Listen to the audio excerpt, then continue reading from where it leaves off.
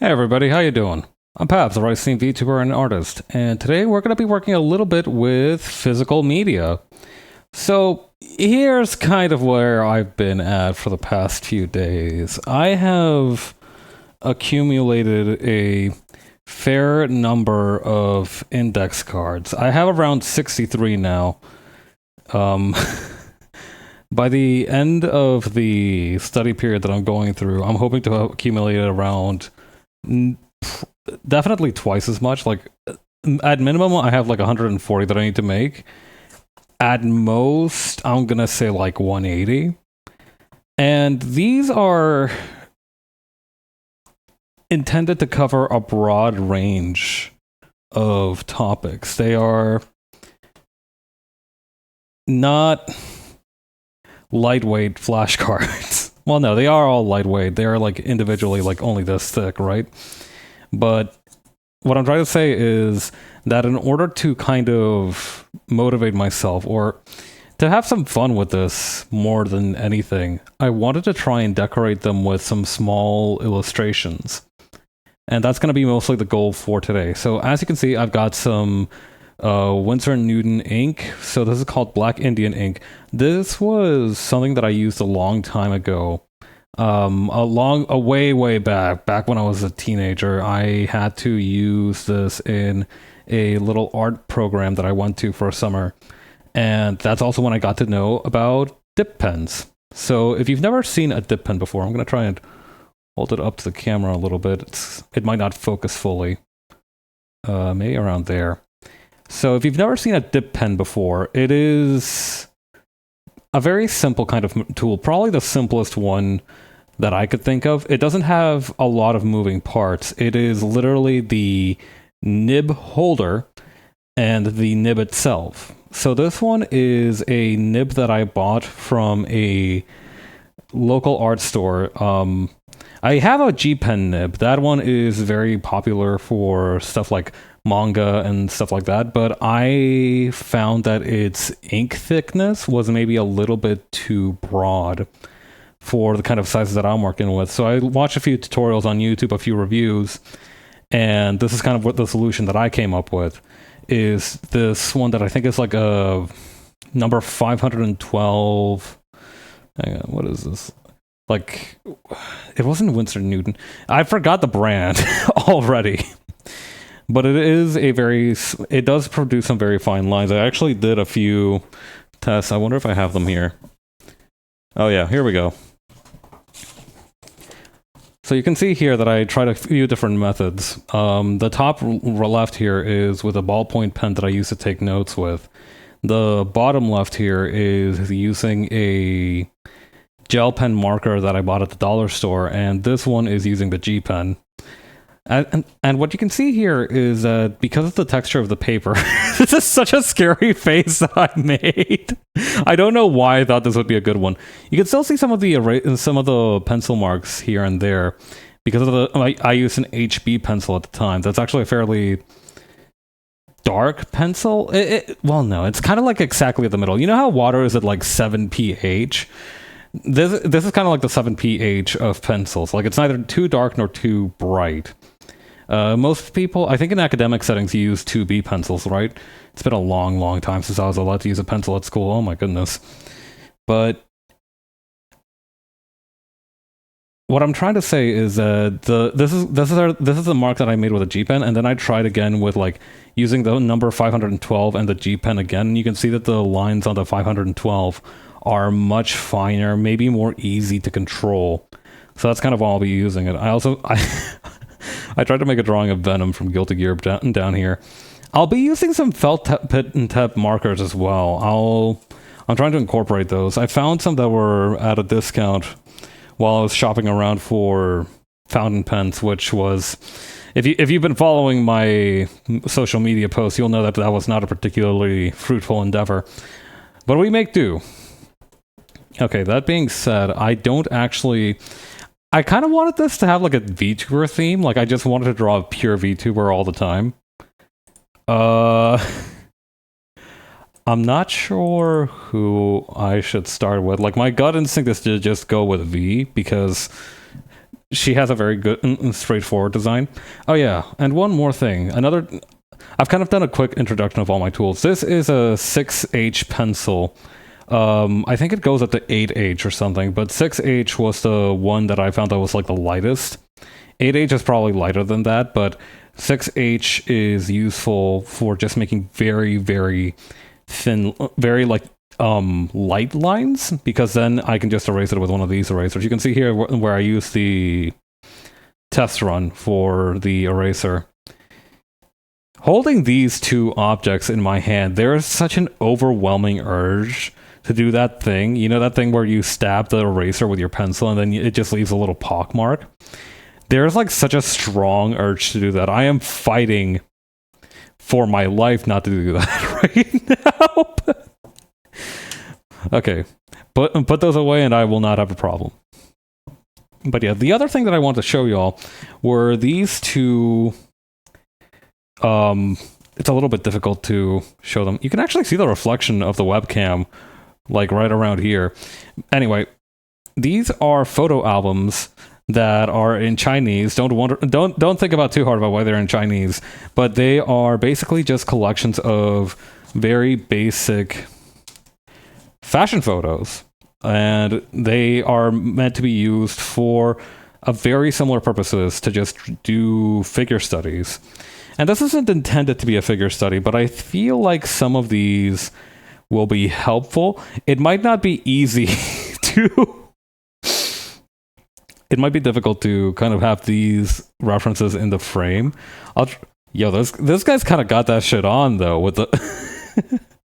with the fedora, like, weirdly enough, like, the very bright puffer vest with the flannel and everything is not really doing it for me, but with the fedora it kind of becomes almost like endearing. I don't know. There's something cooking here. Okay, this is just a traditionally very good preppy outfit. I have nothing to criticize here.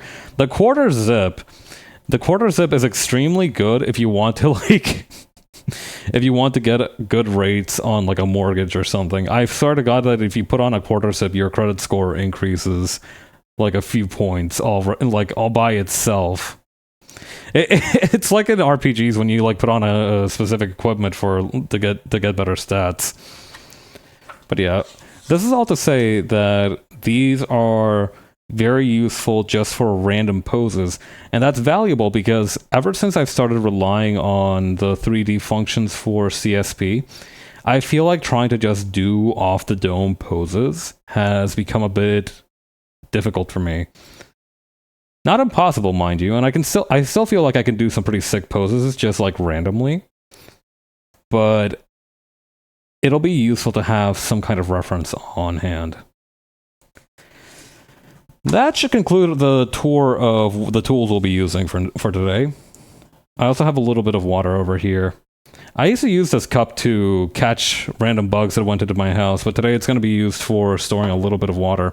I'm not sure where to put it. Ever since I had an incident at work where I spilled coffee on my laptop, I've been very nervous about keeping open containers too close to my working space. I might actually just tuck it in under the desk over here. God, I need to get a better hand cannon set up at some point. Like, there is... like, the situation's a little bit dire here. Okay, let's actually shop around a little bit. I thought about just doing these in order, but it might also be fun to do random ones. Okay, this one might be good, actually. This one on the top left might be a good idea for a drawing for V. With the jacket over the shoulder and everything. Let's go with that. Like I said, this is not intended to be a... God, I'm trying so hard to like have everything neat and tidy. But yeah, this is not intended to be a figure study, but it could become one to some extent.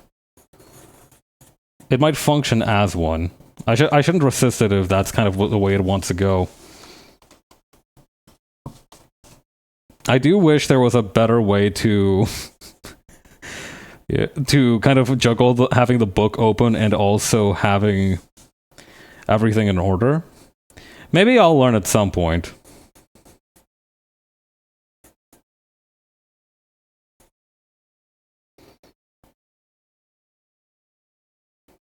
Okay, and the nose is over here.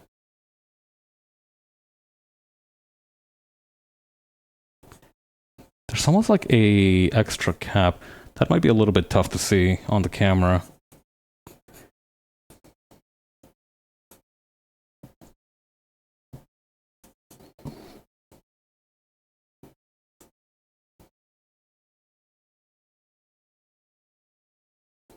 Okay.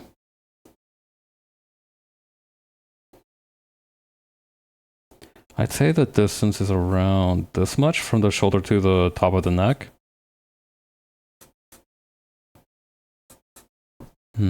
That might be a good point, actually. It might be a good idea to try and... Hang on. Let's think about this in a broader way. I don't know if that's coming through. Zach, is the pencil sketch coming through at all? I hope it is. But yeah, the line of action, right?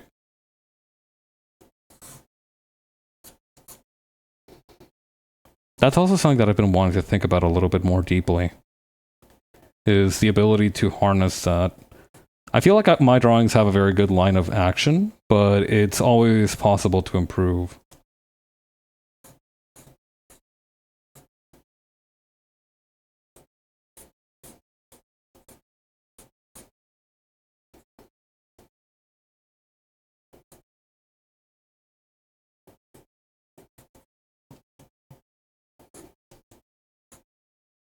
An interesting thing about the model on the page here, maybe it's due to her body proportions, but it looks like it's very interesting how her back is almost like flat here. It makes a very strong silhouette. Very artistic.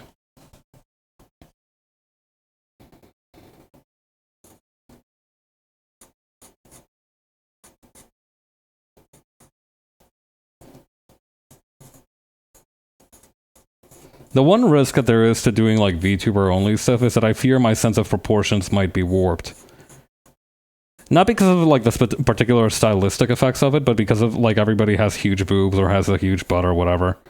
I don't know. I fear it might cause some manner of inflation in the economy of the body types that I study.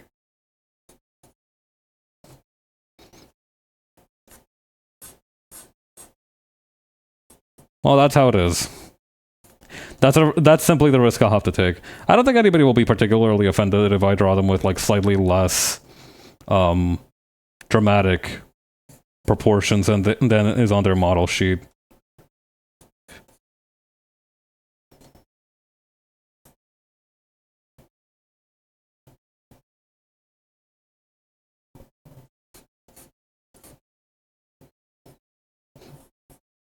That being said, after this initial first few rounds, I might try to open up submissions, because as much as I would like to just pick 500 random Hololive girls, I do feel like there are probably people who want to see... I don't know. I don't know how much demand there is per se for like dip pen art. I don't know, I feel like that might be an interesting thing, especially since it has like a sort of tangibility to it. I don't know. It is nice that these are just kind of postcard sized. I'm gonna take a quick sip of water. I've been yapping for a hot minute. That explanation at the beginning took a lot out of me.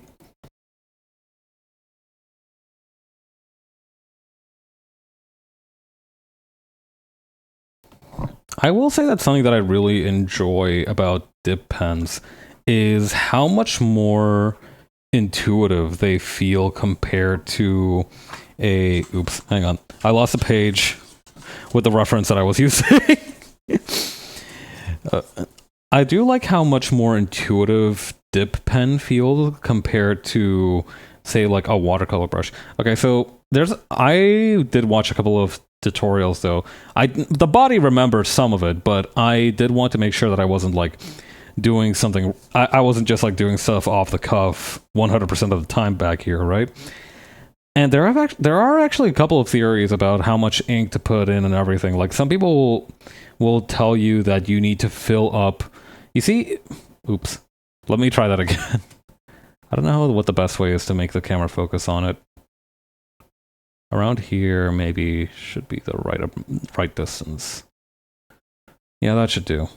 You can see here that there is a sort of reservoir or a little keyhole here in the middle, very easily observable here, inside of the nib. And I used to think that you absolutely had to fill that in. And you do kind of have to do that. Like, you do have to get some ink in there because it does kind of act as the reservoir for the rest of the pen. But I learned that that's not always the case. You don't need to do that. And I haven't actually tried it with this one yet because I actually really like how it feels just doing it like a part way up through the reservoir.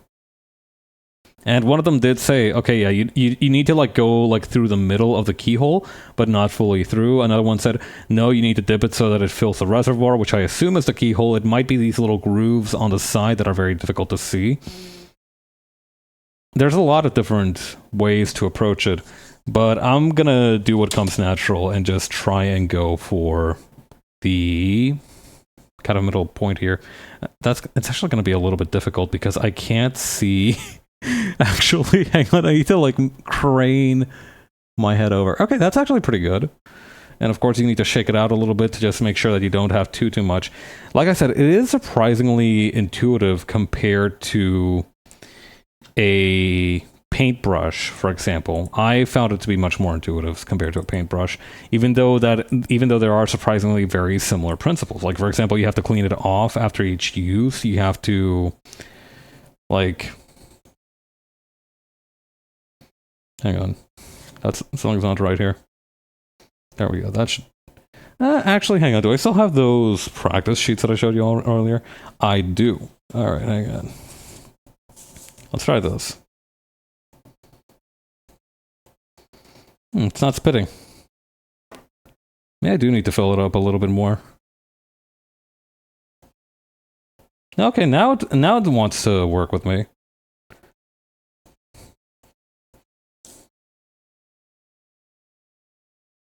Something about it feels weird though. I am using this grip thingy on it, so that might be part of the reason why. But yeah, you can see how fine the lines can get here. And that's kind of what I was going for, because again, I don't have a lot of real estate to work with compared to like digital canvases.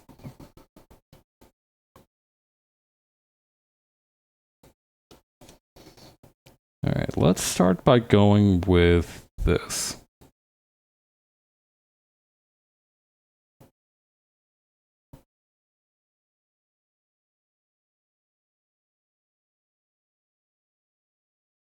Gosh, it does feel a little bit awkward to hold though. I'm sure over time I'll become more confident with it. I do want to make a graphic for all 140 whatever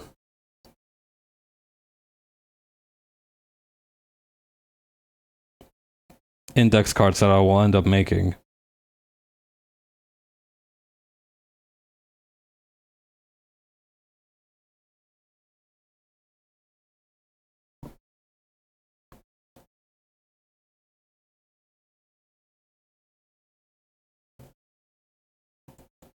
Okay.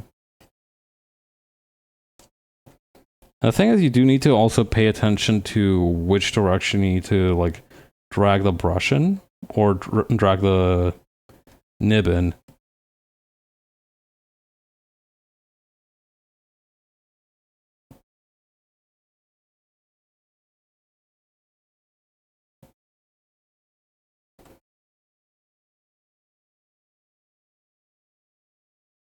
You also notice small things about like the sketch proportions as you go along.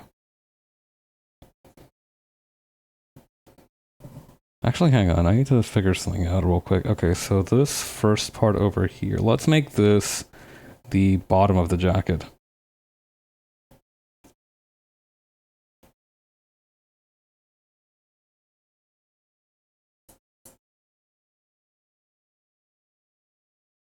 Just like that. God. The funniest thing actually happened when I was making the post about the fountain pens. So on Blue Sky, I actually got a couple of accounts who didn't follow either myself or any of my friends, who chimed in on my comments about a fountain pen, because apparently there are a lot of like fountain pen enthusiast Blue Sky accounts. And like all of the ones that were like fountain pen enthusiasts were also like weirdly political. Like they were really getting into the thick of it with some other accounts. I don't know, it just felt very funny like to see that overlap. If you think about it, it kind of makes sense because of the fact that like I don't know, it just feels right for somebody who is like super deep into politics to also be weirdly into stationery. Oh dear, did I make a mistake here? Well, I'm sure it's fine.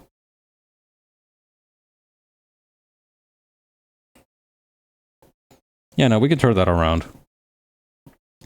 For sure.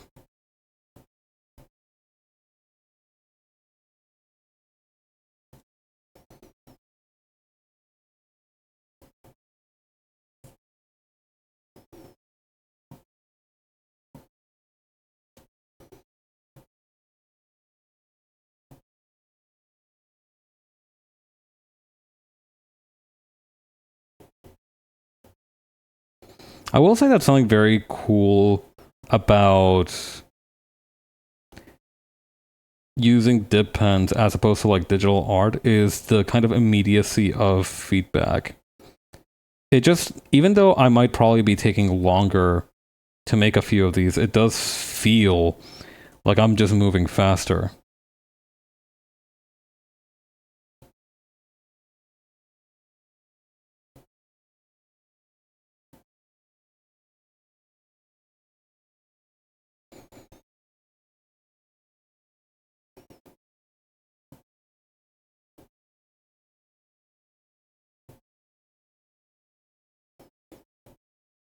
I might need to hit that with some whiteout later.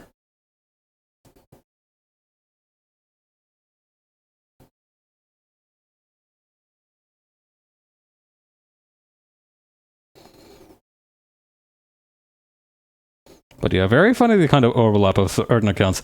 Bro, you put a pen in your rice ball? Yeah, this is like, um,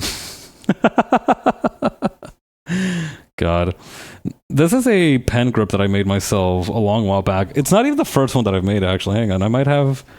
A long time ago, I made myself a custom pen grip because I was seeing these tutorials on...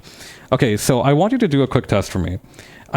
This is not a got meme or anything. Just hold your fingers like this and feel this part of your hand. Like, press down on that. And you will feel like a little bit of tension there, right? That's like the tension between the index finger and the thumb. Now try doing that with your middle finger, and you will find that the tension there just at a resting pace is much, much lower. And, well, it varies from finger to finger. I found that middle finger for me is the one that has it the most relaxed, and that in turn helps to avoid any damage to your wrists if you're working at a long time. And if you use something like this, which extends that even more, the relaxation or like the kind of amount of work that it shares. I think the ink dried out. Uh-oh. But yeah, the relaxation that that puts on your wrist is actually very helpful for working long term. I need to use that scrap paper again. Let's see.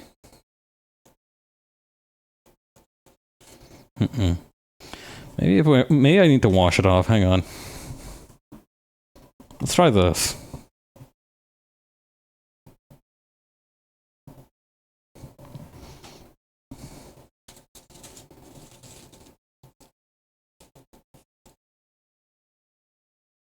There we go. This should help.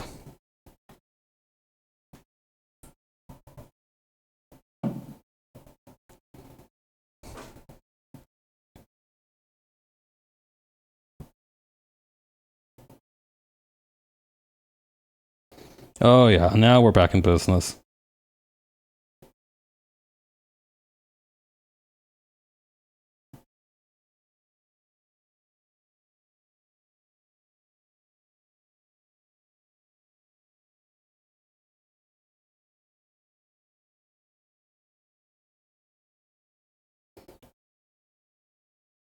Okay, and then we're gonna just make the other hand back here.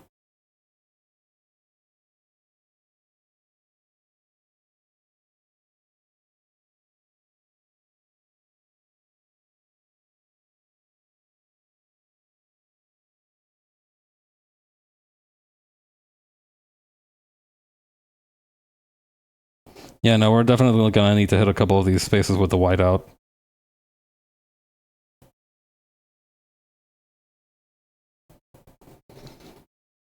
Okay, and we could do a little bit of cross-hatching while those other sections dry just before we hit them with the whiteout.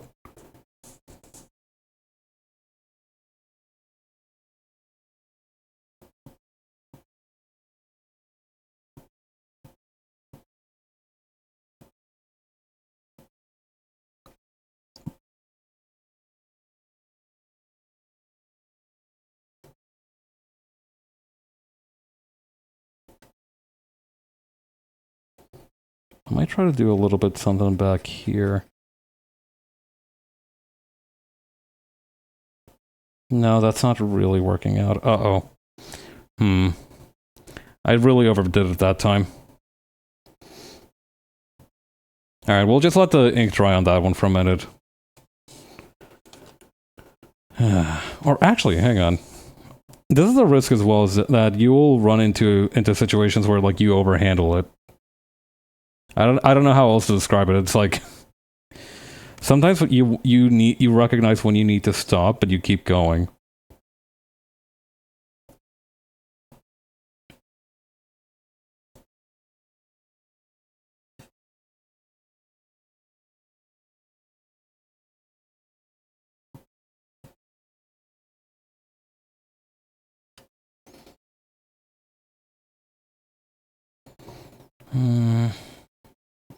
Yeah, there's a lot of things that I'm a little bit dissatisfied with this one, but you know, first one in the game, it's not going to be perfect.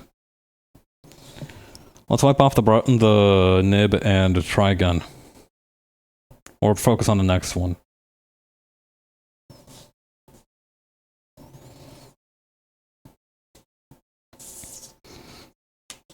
Let's give it a few minutes to dry. Well, before we erase it. Before we erase the pencil lines, I mean.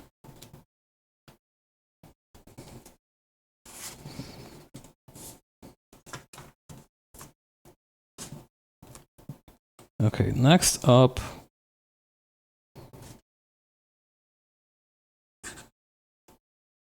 Actually, you know what? I do kind of want to try to hit this one here, the pose on the right here, with the J. Oops, sorry. With that one outfit that I drew for Jay, where it's like, jungle is massive. I do think. Well, actually, that's almost kind of like the original pose that I gave her in that outfit. Very close, at least. But let's go for it. First, I need to find that Oh no, there it is. I was gonna say first I need to find that canvas, but it's actually almost like right there. I'm gonna take another quick sip of water. The days are getting warmer, which I really appreciate, but it also means that you have to drink water more frequently.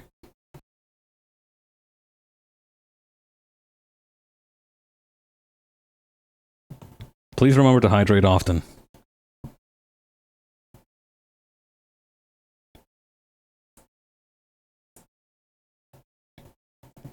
Oh wait, I don't need to use the ink yet. Shoot. Oh well, let's just wipe that off.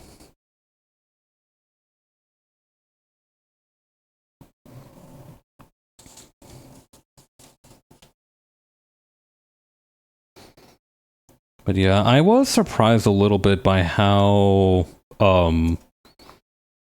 both sensitive and not sensitive the nibs can be. Because some of them, like the G Pen one that I told you about earlier, it did have some rust on it from lack of use.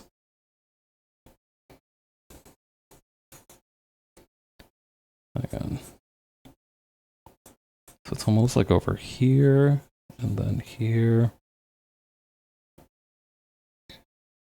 Very interesting contrapposto in this pose.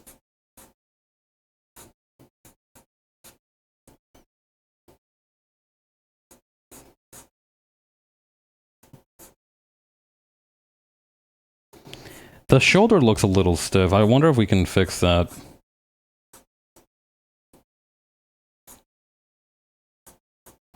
I think what's also helping a lot is the fact that the jacket is open and it's creating like this sort of flow in this direction that gives it a little bit more oomph.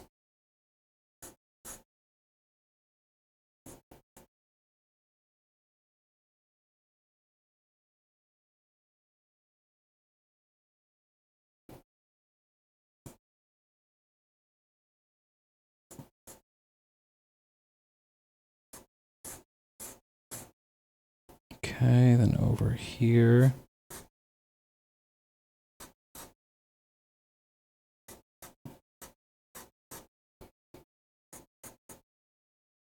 Yeah, something like that.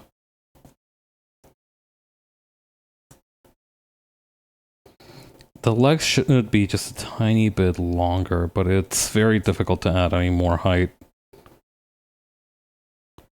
Let's just cut off the foot around here.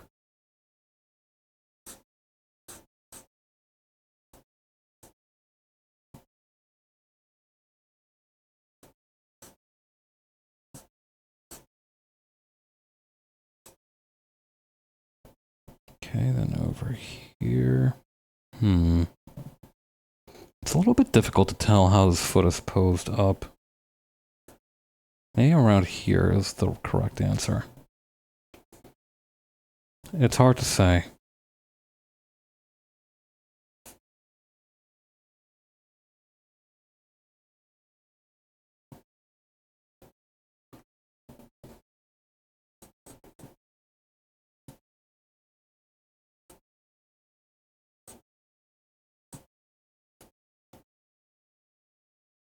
Okay, and then just...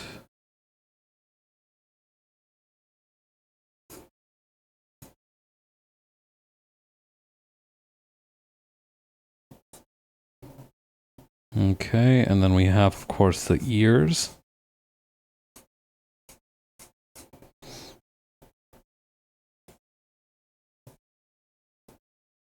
And cannot miss the huge sunglasses. The huge round sunglasses that I gave Jay. Alright, now we can begin the inking process. Or actually, we might just... Let me just add a couple more details to the hair.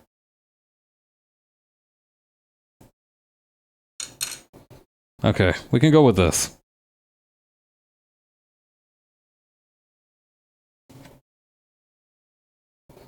I don't actually have much practice drawing circles. Well, no, that's not true. I've drawn a few circles in my time.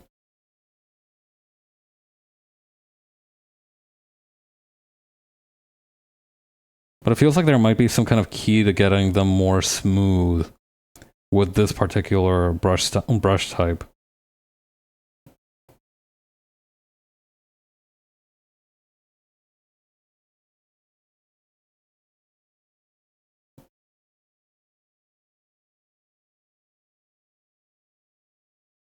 You know how, like, when you are making pancakes, the first pancake is almost like the sacrificial pancake? I get the feeling that that's going to be kind of like what it's going to be like for this particular series. It's going to need to be like... The first one is going to need to be something that I can just almost be like throwaway, right? I might just need to do a self-sketch at that time. Depending on how many of these I do, though, that might end up with a lot of me's in the proverbial deck.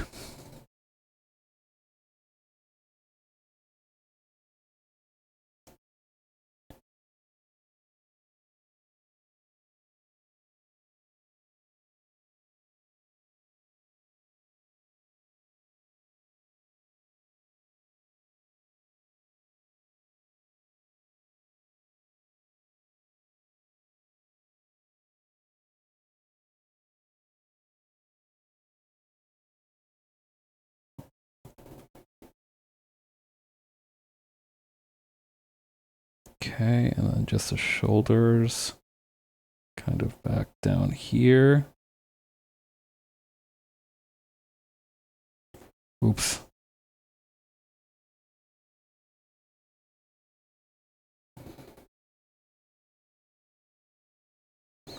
I'm running out of ink. Hang on.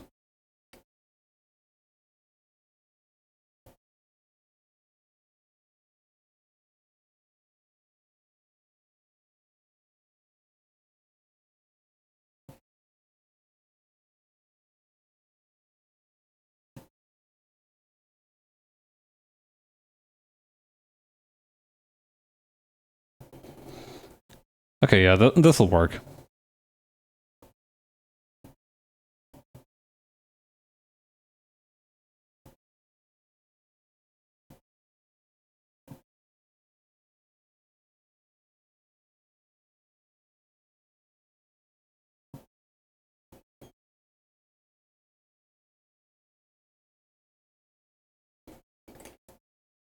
Dip that in.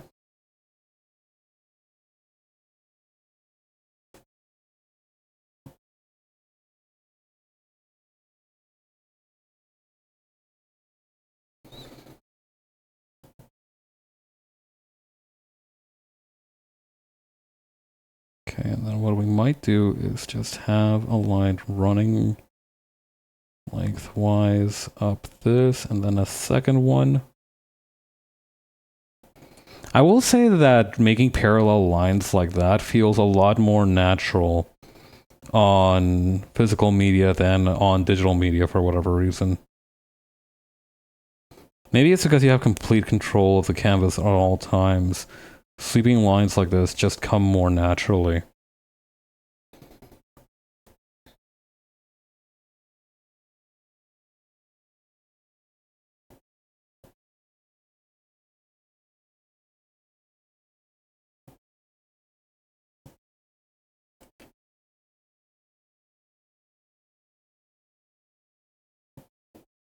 I remember that another thing that I learned in that art program was that a lot of artists at some point switch over from using these dip pens and nibs and such to using a brush, which I found interesting, but not something that I'm going to be able to feasibly do.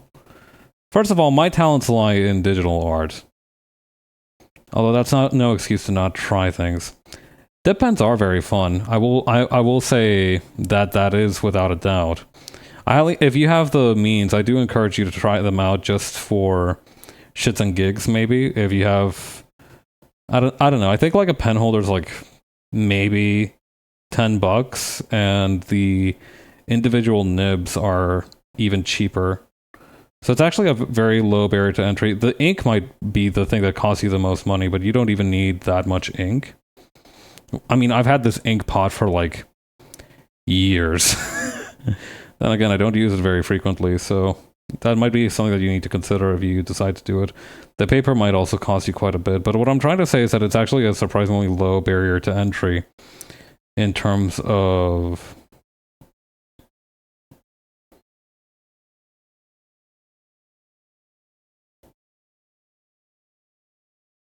the equipment you need compared to a lot of other things.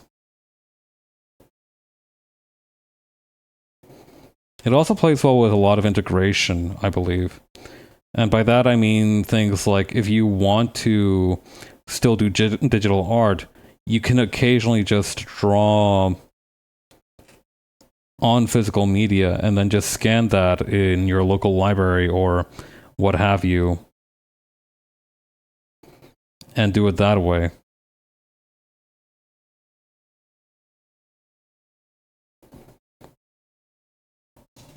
Okay, that should be good for Jangle is massive version index card. Let's wipe off the ink. And we can quickly flip back to V's card over here.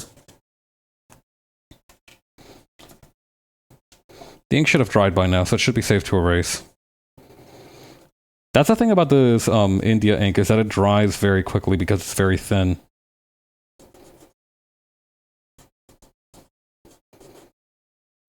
I should, and speaking of which, I should close this ink pot in case of any incidents.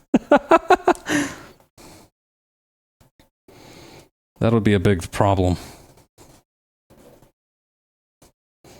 I do like this desk quite a bit, so I would be quite upset if something bad were to happen to it.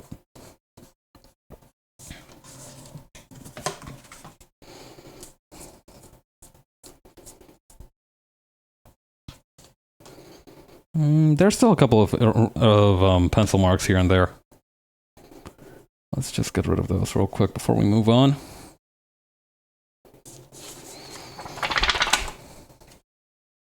I love how my model just went bug fuck when I did the little shaky thing. Like, check this out.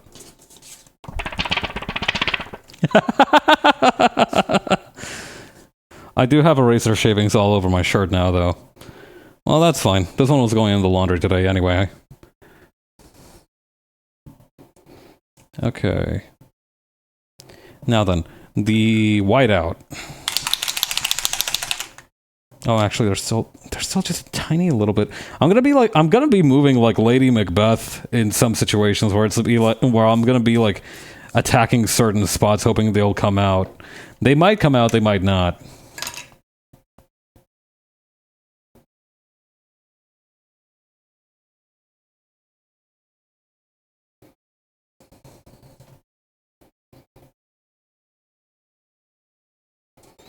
Okay.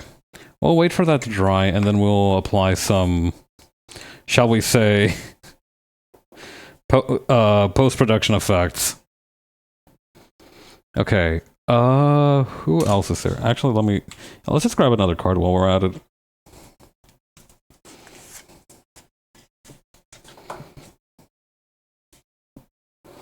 You can see that at number 3 is when I stopped adding these little like red dots.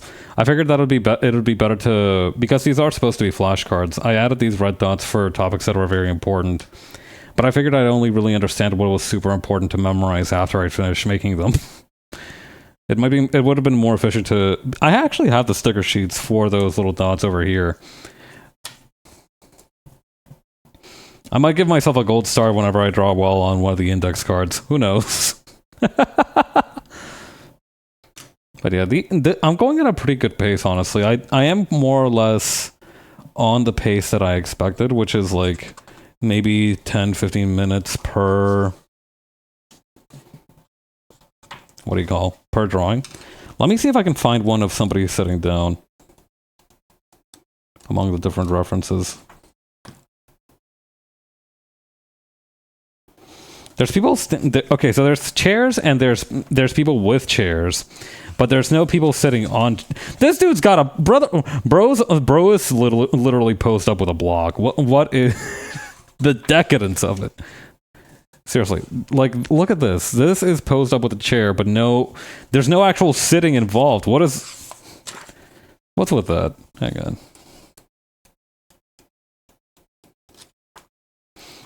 Oh, come on!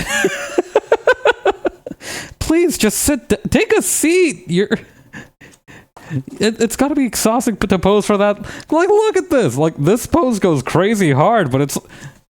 The badminton rack it is actually really good for aura farming. I'm not gonna lie.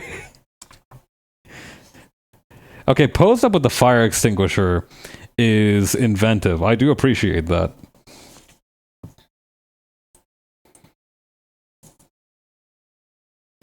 Let's see. Maybe on the other one that I've got is going to be a little bit more helpful. It's kind of annoying that these books... Oh, here we go. This one will do. Yeah, since we've already done V and J, let's do Titania next. Why not? We'll complete the three rulers of V's Discord server. Actual title pending. I don't know. I feel like V almost needs to include a 4th person just to have almost like a sort of. Well, no, you would actually need 5 people, right? Because like it's always like the big chief plus the elite 4. That doesn't seem like very sustainable in terms of. handling characters, though. On account of the fact that these characters would be actual people. Well, so it goes. Okay, so let's try to think about it this way. I'm going to make a small grid here, and I'm going to try and use it to figure out where each thing should go. So the first chair leg over here, second chair leg over here.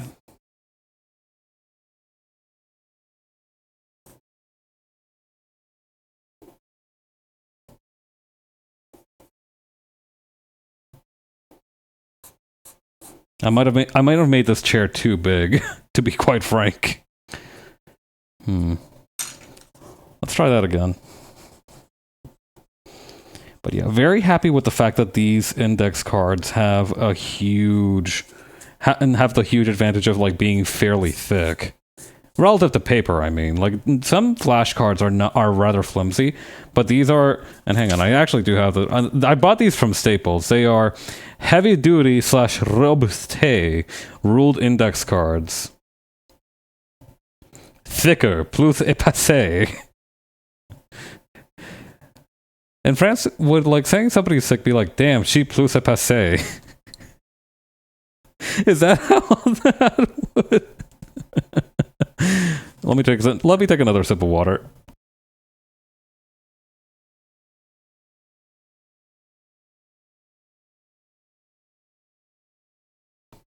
That was like a famous conversation from Pulp Fiction, right? Like, what do they call French fries in either French toast or French fries in France? And one of the guys is like, don't they call it like fries? Don't they call it like toast? And the other guy's like, no, actually, they call it this and that.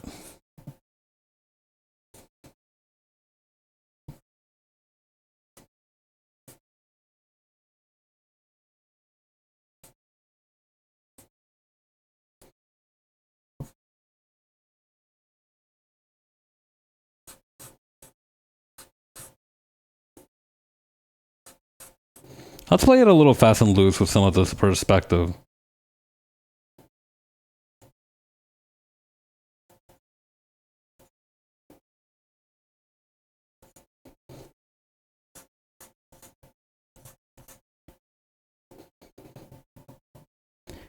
Honestly, you can only barely see the fourth leg on the chair in the picture.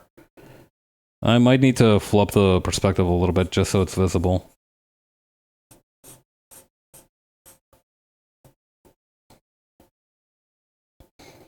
It's also a little bit difficult to understand the kind of proportion of the actual person because she's wearing this huge jacket. Like, you see that? That thing looks plush. But we persevere. Besides, the jacket's not what's important. What's more important is actually the position of everything else. The shoulders, the... kind of the head.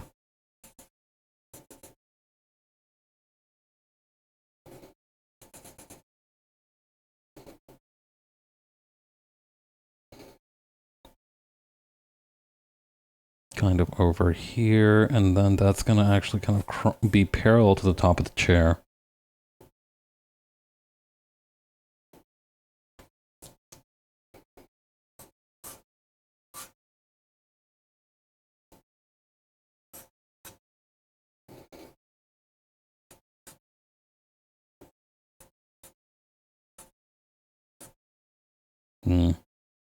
I do think we need to design a sick coat or a sick jacket for Titania, because like I feel like that's going to I feel like everybody has a jacket and she doesn't, and that's going and I think like she would look really cool in a jacket.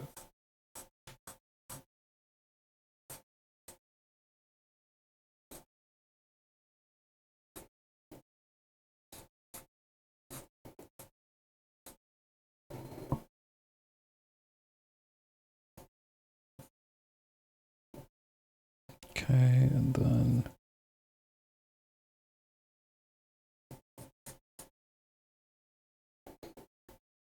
These have like the barest little heels on them.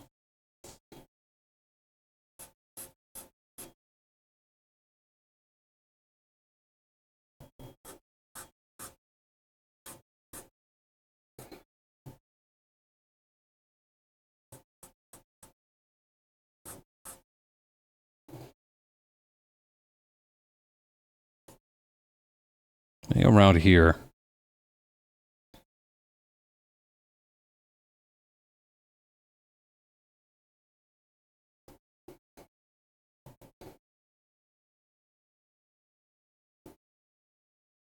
Okay, and then that's going to kind of go up this way.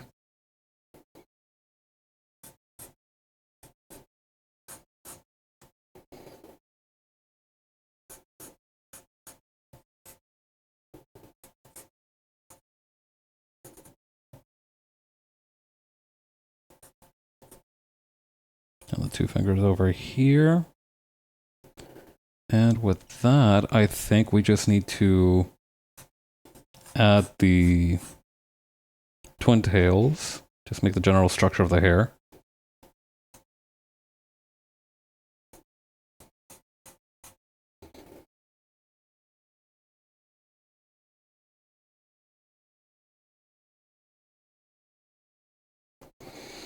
Okay, now comes the hard part. Oh, actually, that is showing up pretty well in the webcam, isn't it? That makes me happy.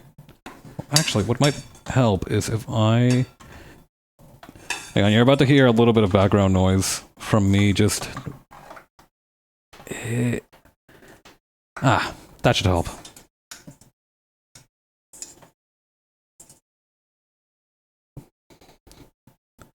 I use a second desk lamp to bring that a little bit closer. That should help a little bit with illumination. Hopefully. Okay, let's just make sure everything is nice and visible. Whew. Alright.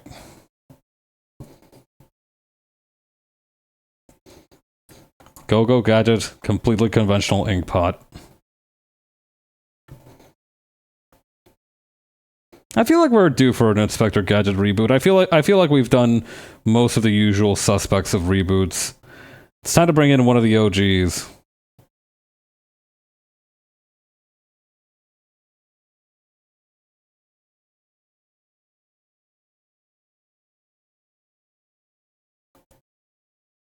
You know, something that I feel like is that I feel like I need more experience drawing heels.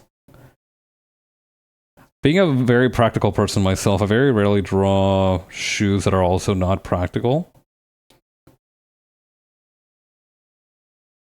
So I might need to provide some additional opportunities to draw fancier shoes like that.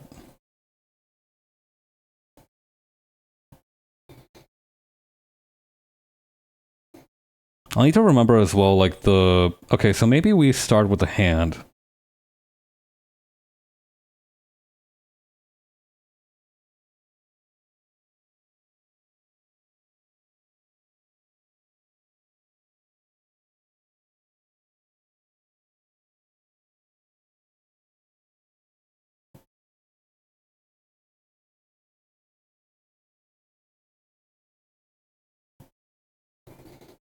Okay, and then... Yeah, I think this is a good approach, because otherwise it's going to be very difficult to...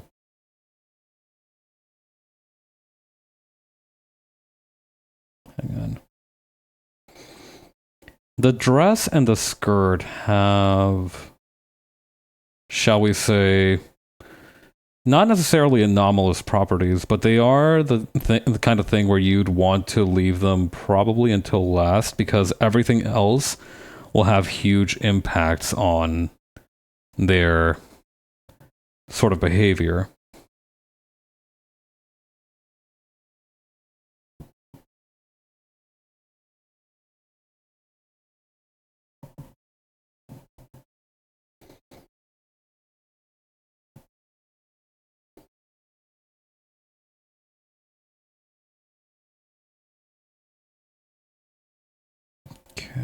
And then that's gonna kind of curve in like this.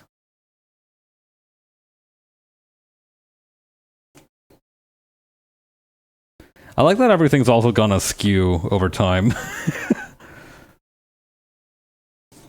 Hang on, maybe I need to like put this closer so overhead. Hang on.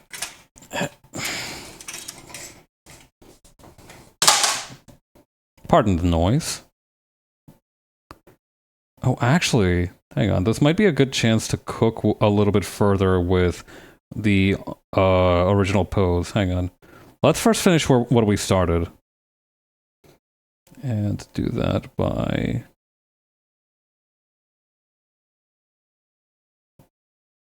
finishing this part, and then...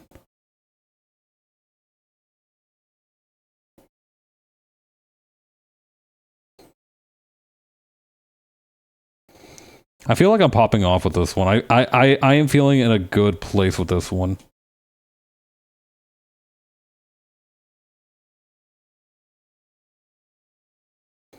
Now finally shaken free of the nerves.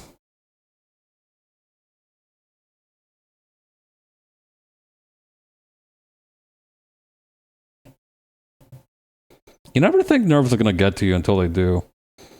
For me, I'm not the kind of person who gets nervous leading up to the fact, or rather, I get nervous like just when it's about to happen, which is almost like more of a pain in the ass in some regards. Because like I will think that I am big chilling, but then all of a sudden it'll be like, oh god, it's happening, it's real.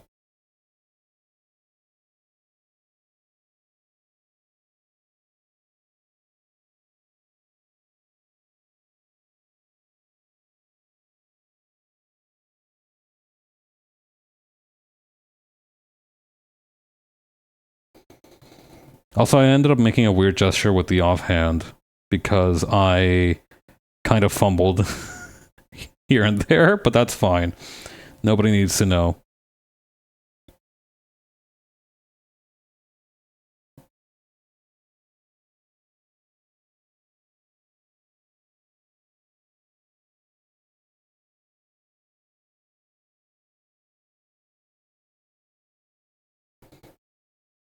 Okay.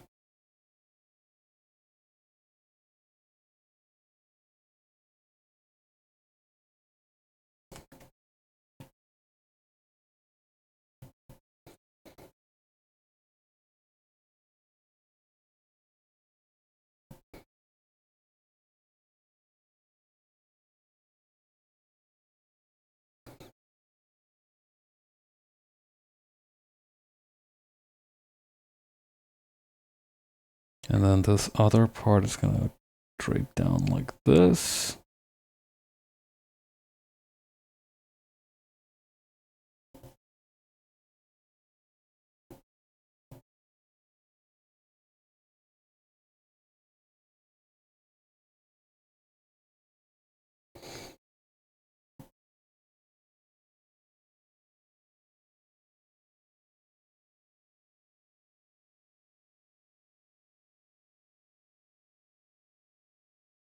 Oh man, those eyes are huge.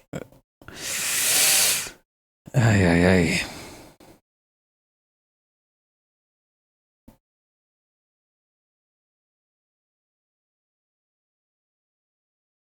Might need a do-over on that part.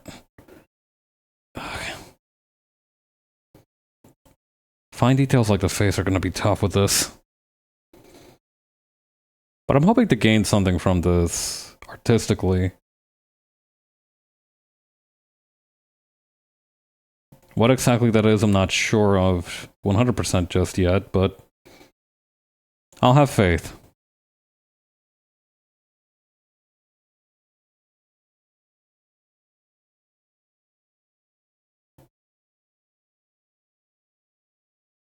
More than anything, I'm hoping to have more experience creating tangible artworks.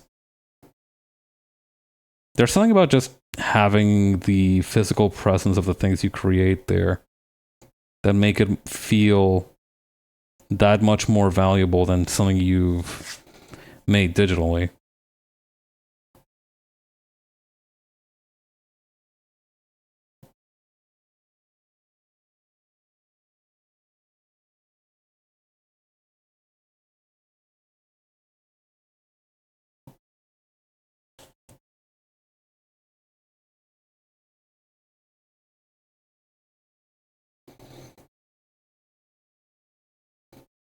Well, I'm sure I'll understand more about the purpose once this training has concluded.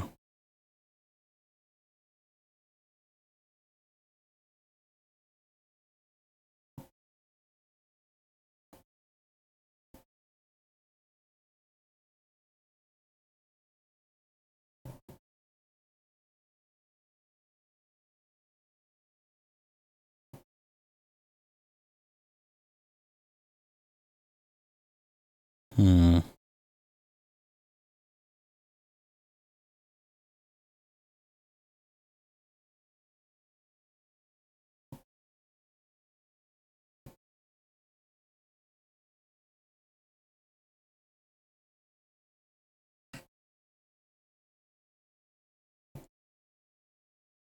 And then just a load of frills.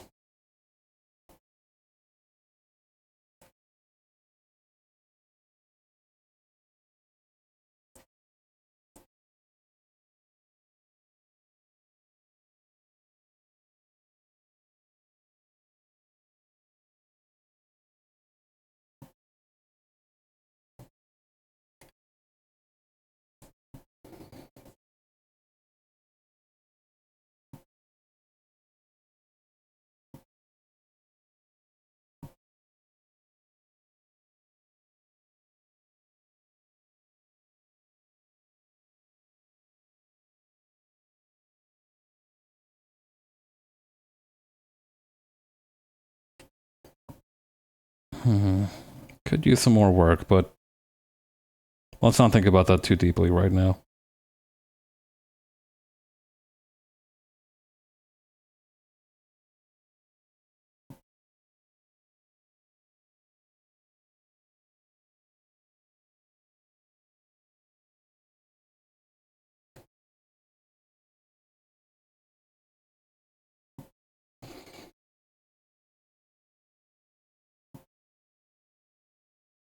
But this is a very interesting method. I do think I'm having a lot of fun trying out this more traditional art style. Well, it's not traditional art style, it's more like a traditional art method. We gotta do something about that expression, though. That is... I don't know, it's too simplistic. Right? Like, it's not... She just looks mad, and it needs to be a little bit deeper than that. In any case, let's clean up the pen.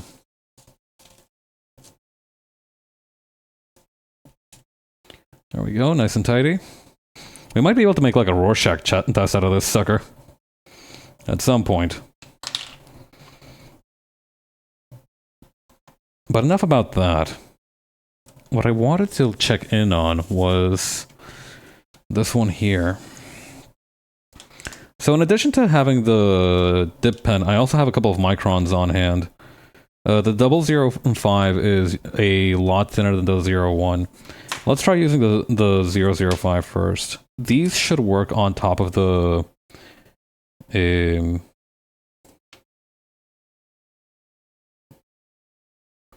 whiteout without any issues.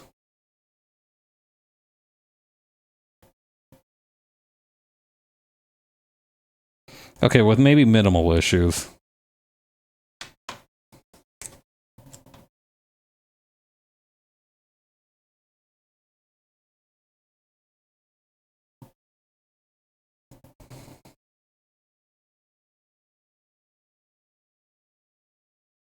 But yeah, no, you can see that I've definitely gotten more used to the demands of the particular brush.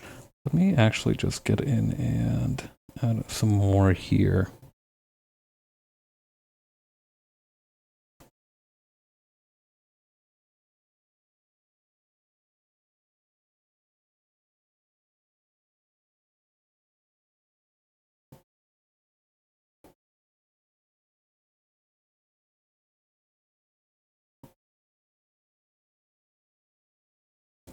The microns are good for this kind of shading work because they have a very consistent line width. So cross-hatching with them comes out really neat.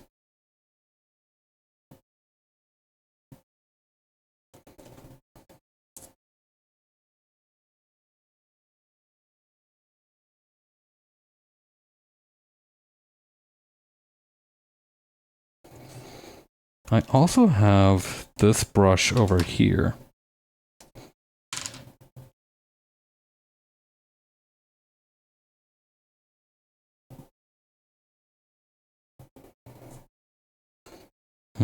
That might be a bit much, actually. Yeah, no, let's hit that area with the whiteout as well. The good news is we're almost done here.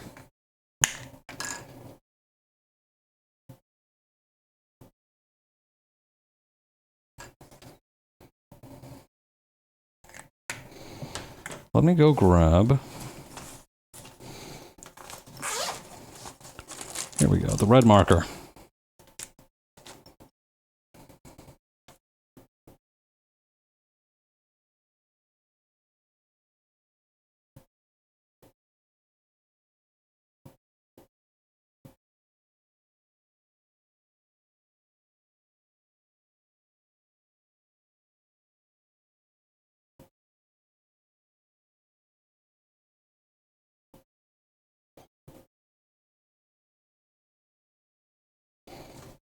I just like to add a splash of color to most of these.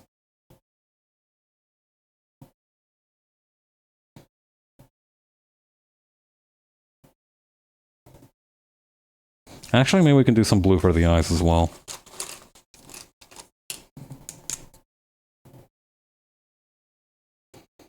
Yeah, that didn't come through very well. Oh, that's the occupational hazard, I suppose. Or that's the risk I take. Occupational hazard is something else.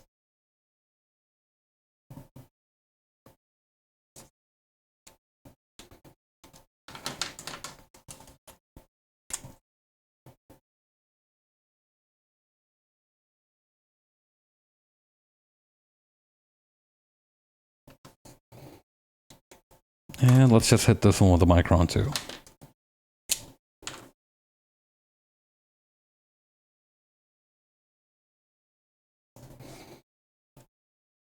Her expression's a bit sad. I didn't really mean for that to happen, but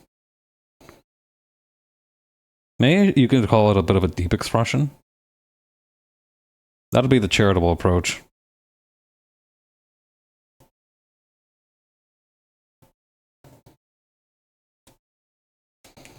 But yeah, this seems like a good system. Using the microns and such for small details. Speaking of which, Jay's should be ready to... I keep bumping the camera, my apologies. Jay should be ready for the erasing portion.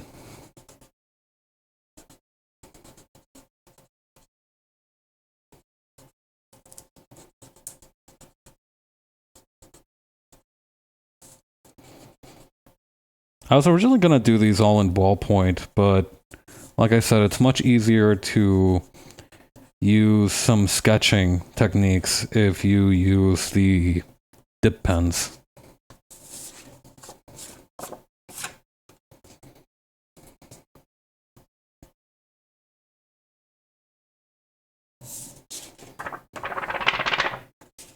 I love doing that. I love doing the little wubba wubba wubba wubba thing. Very enriching for me. Actually, we could... I don't know, do I have a better blue lying around? What kind of color is this blue pen here?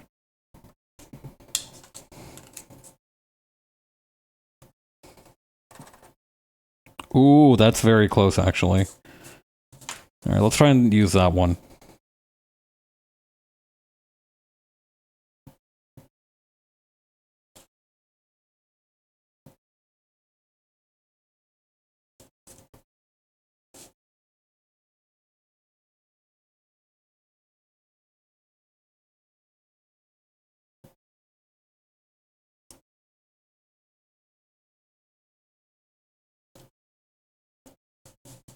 Make sure that this is in frame.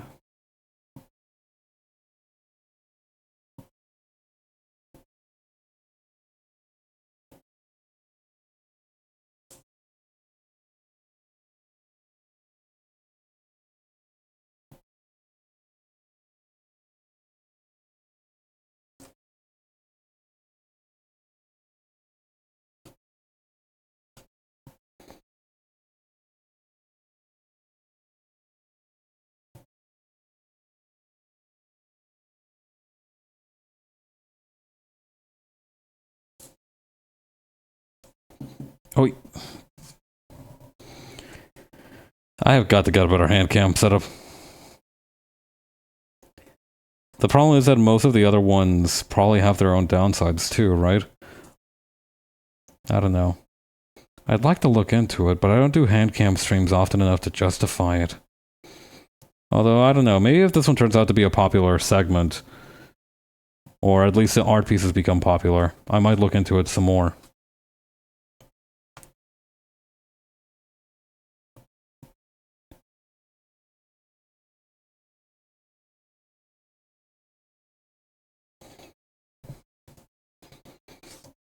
Okay, so now what we do is that we're gonna just add a little bit extra to areas that should have darker shadows.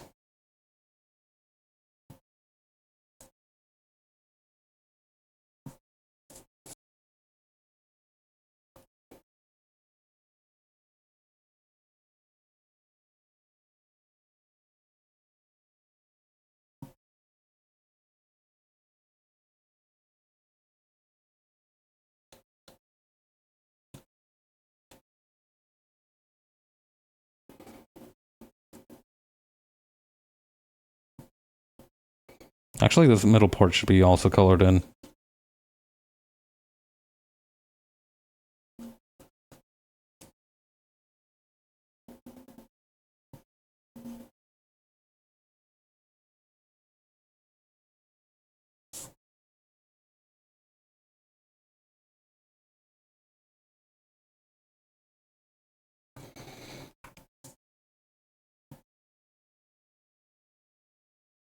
Actually, let's do the gloves too, why not?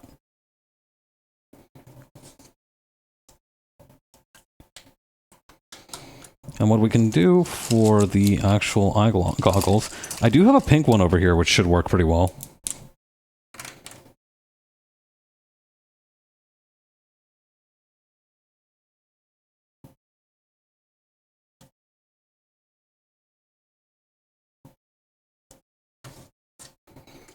And for the hair and the ears, we can use the micron to do the cross hatching for those.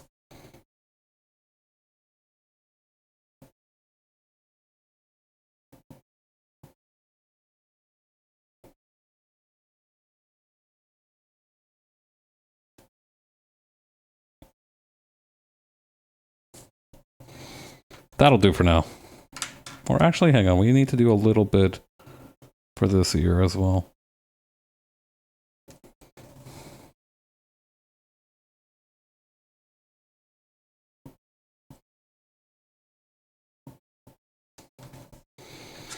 Looks good to me. I'll probably have to scan these at an actual printer to get them sorted out somewhere.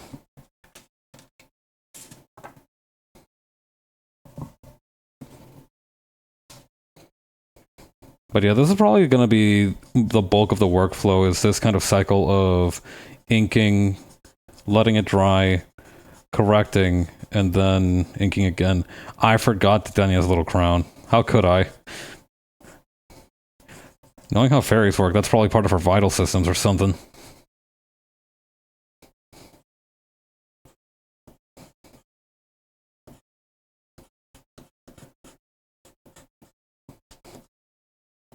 Did you know that apparently the narwhals... Okay, you know how narwhals have like that gnarly looking horn sticking out of their head? That's not actually a horn, that's a tooth. And like it behaves like a tooth and everything. And like because it's not a horn, it's literally just a tooth that's poking through their skulls. It has like an open wound just perpetually harming them. Which is kind of like a big question mark in terms of like biological evolution.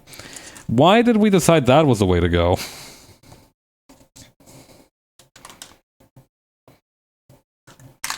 I don't know. Sometimes nature is an elegant thing, but it's not always a reasonable thing.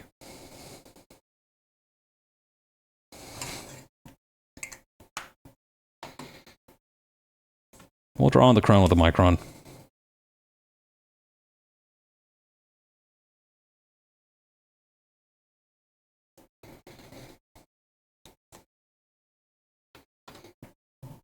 what we could do is we can switch up between the blue and the pink here. So I think the blue stocking is on the left and the pink stocking is on the right, so this is about right.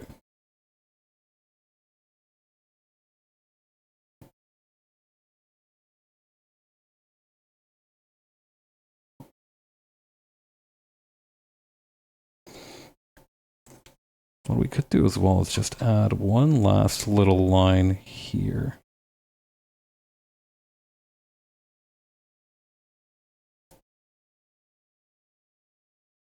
Yeah, right around there.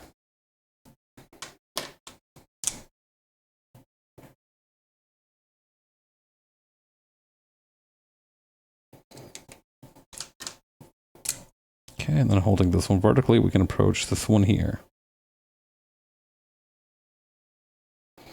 It's a little less teal than I would have liked, but it'll do. Oh, actually, this one might work for the dress.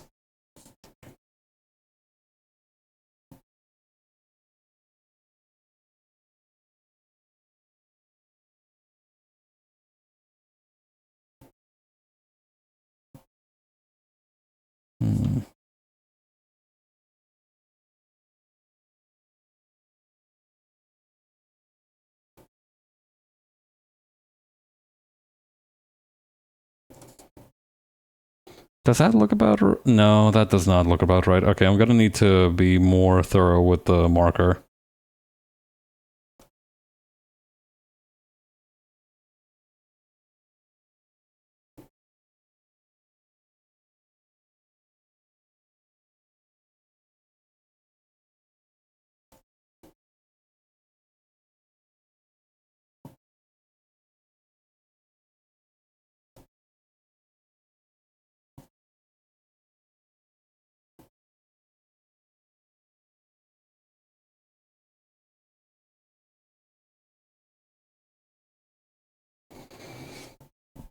Okay. Now let's think really hard about how to approach the face. I'm definitely gonna probably do it with the micron. That was like 3 double negatives. I'm probably gonna do it at the micron.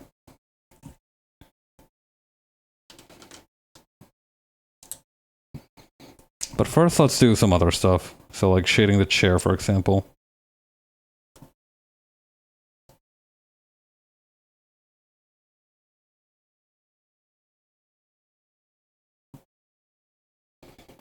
This will help distinguish which legs are in the front and which ones are in the back.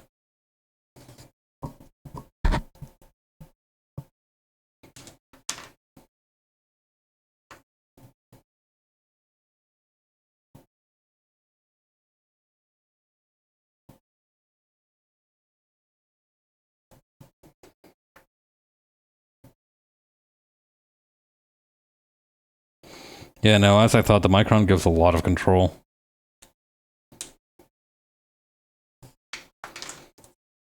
Is the whiteout dry yet?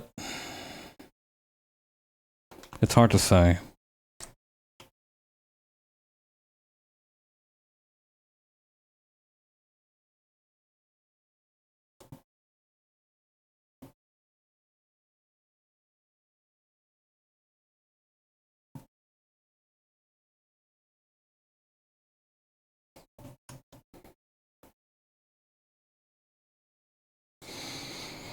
It's hard to say.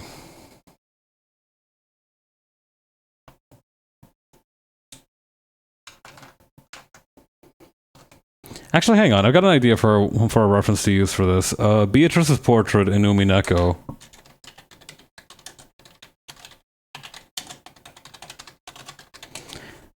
Wait. Sorry. Close your eyes for a few seconds if you get easily motion sick. Okay, yeah, no, this could work. The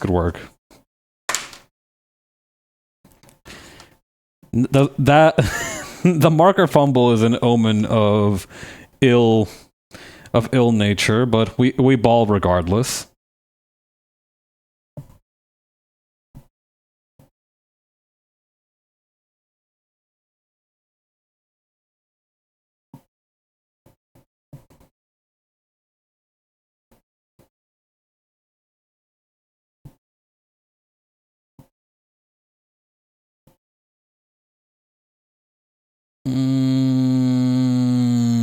That's not the right answer. Let's try that again. That one is definitely a little bit too much to the right or to the left.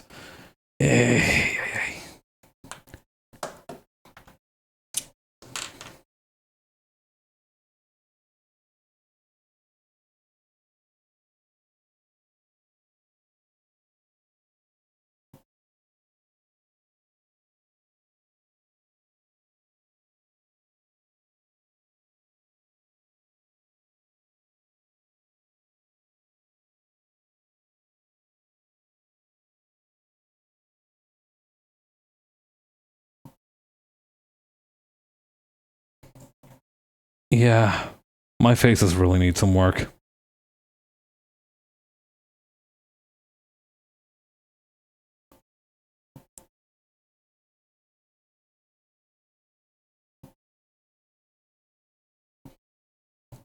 I will say though, this market improvement over the first draft. Oh yeah, we also need to do the little heart she has on the side of her cheek.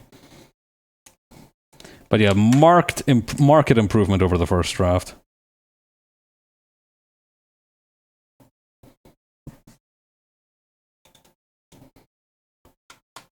Might have gotten a little ambitious there with the shading on the neck, but we ball regardless. Let's leave that one at that for now. Okay, what is next? Grab me another card. We are 3 down, approximately. And about 60 more to go? 60-ish? We might be here for a while. Obviously, we're not going to complete all of them today. But I don't know, I feel like this is an interesting change of pace, at least. I do feel like I'm gaining something, if nothing else. And I think that's pretty valuable in its own way.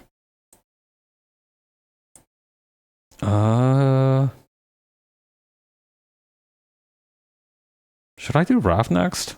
Yeah, why not?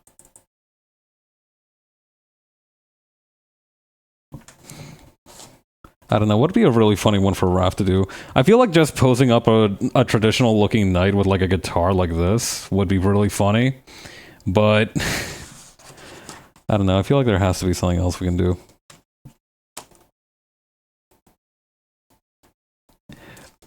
I know, Ferb, I know exactly what we're gonna do today. Wait, this is gonna be awesome. Hang on. Let's have fun with this. Let's have fun with this. Let me take a quick sip of water while I'm at it.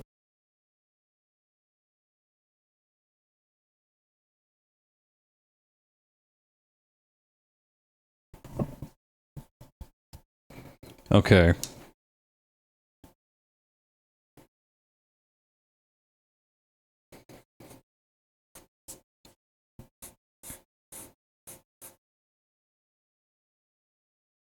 Knights should have been allowed to skateboard. They basically wear a helmet all over their body, so they kind of have the highest qualifications out of anyone if you think about it.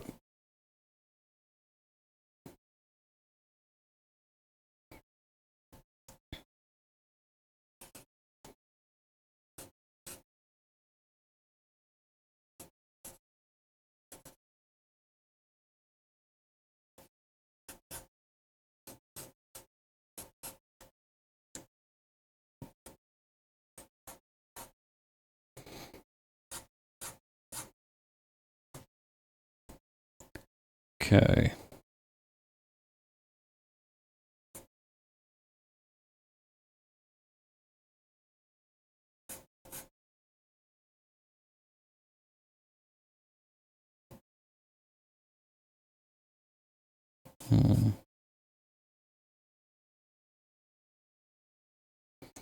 Yeah, that looks about right.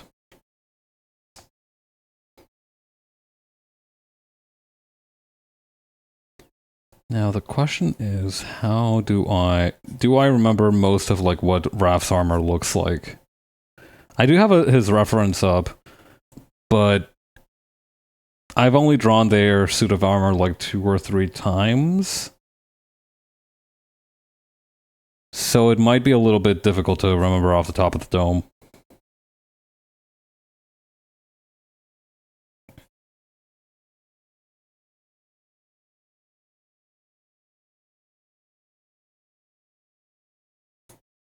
I do know that their salad would probably go like over here. But hmm.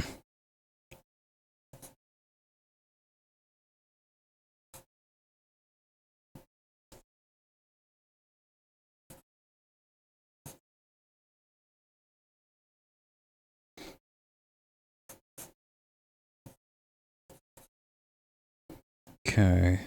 Then over here.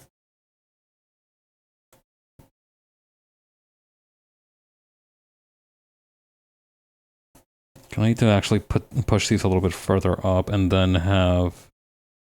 Actually, no. Their salad would probably come up around here.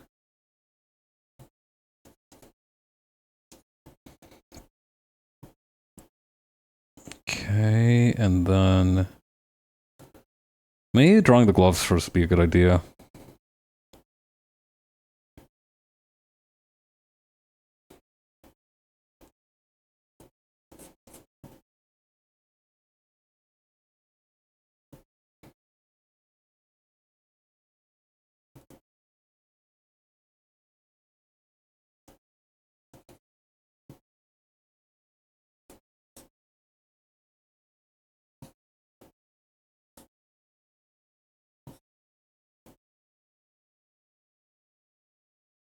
Okay, then over here, this is just gonna come up like this.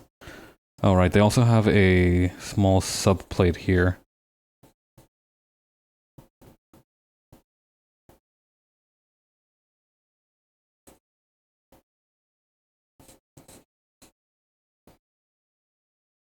Okay, and this is gonna clasp in here, and this is gonna have a thing here.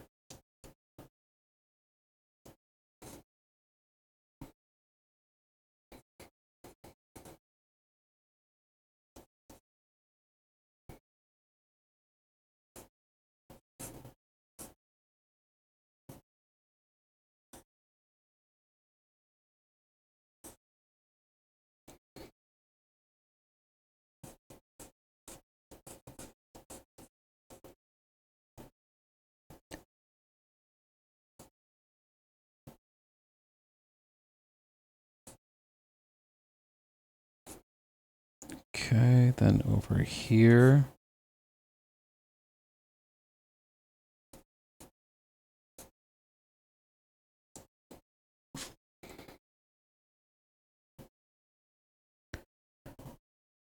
Oh, I need to actually move the leg out a little bit further. May lengthen it a little bit too.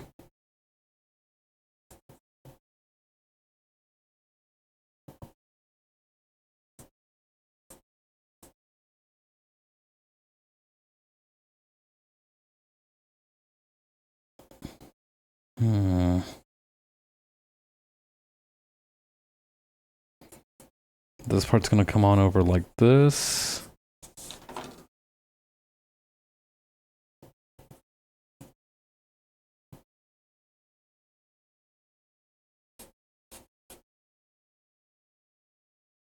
No, hang on.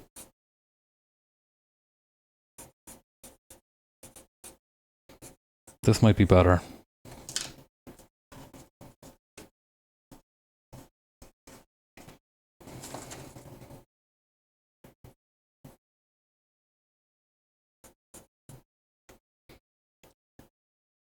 Okay.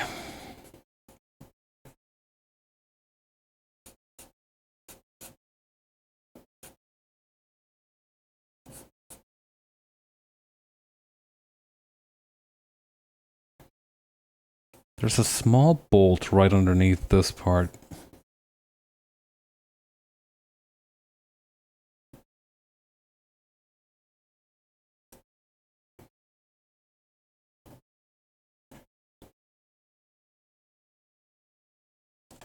I might need to actually place the skateboard a little bit lower.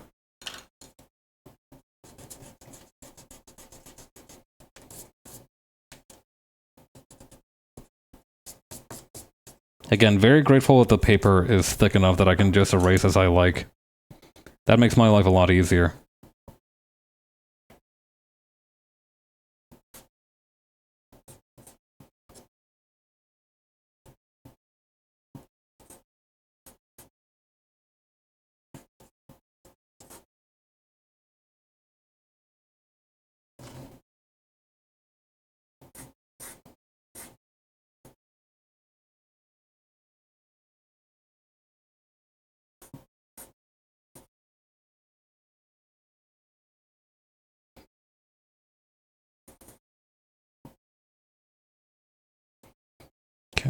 over here.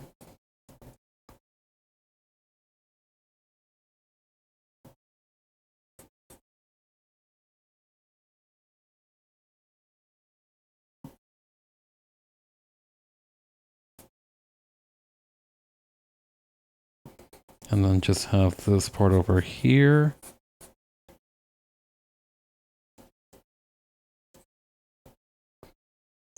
And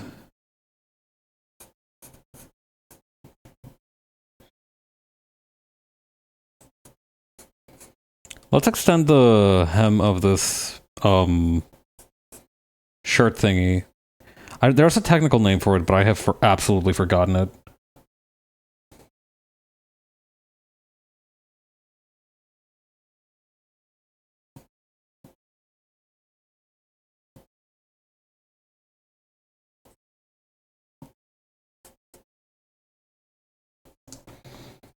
There we go.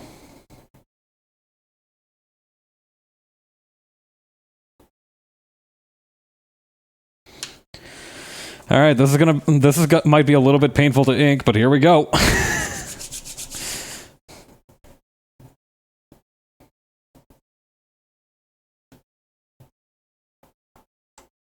Which part should I start with?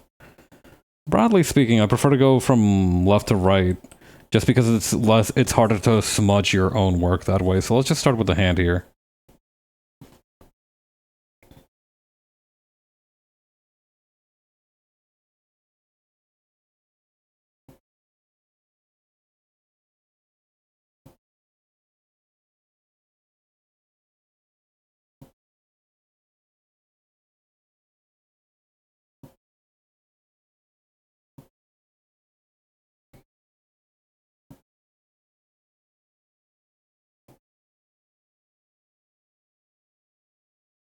Okay, then over here.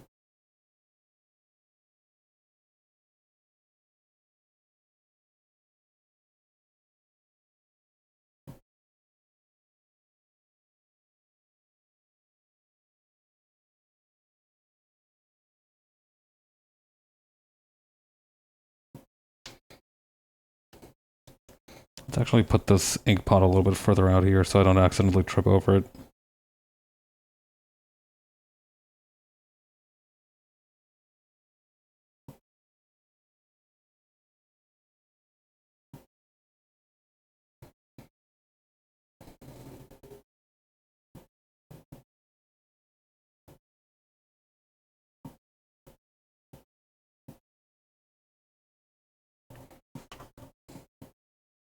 Let's just get that out of there. Oh no, the line here got crooked.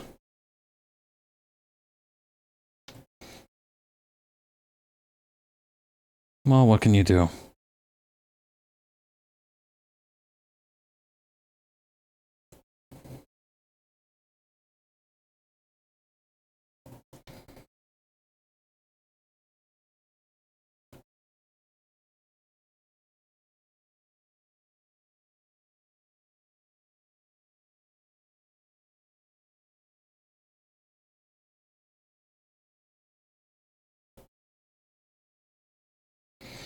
Okay, and then this is gonna go in over like... Hang on, gotta reload first. Alright, this is gonna dip in like this, I believe.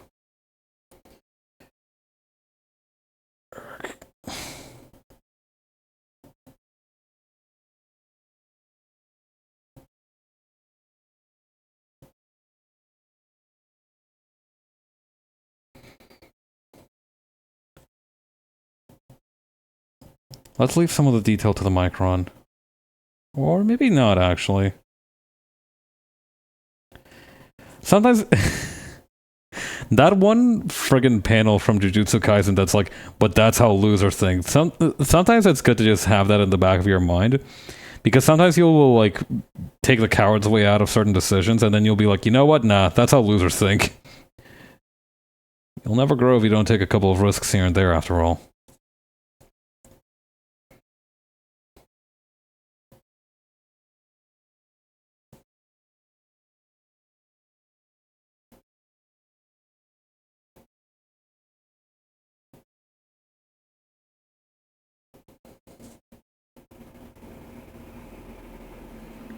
Oh, I think there might be a helicopter flying outside. That's rare.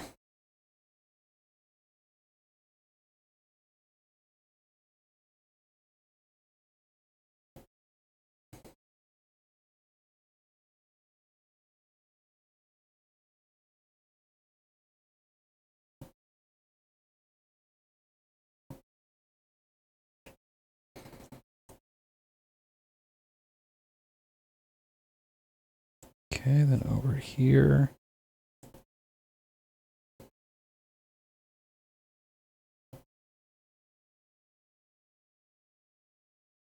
There we go.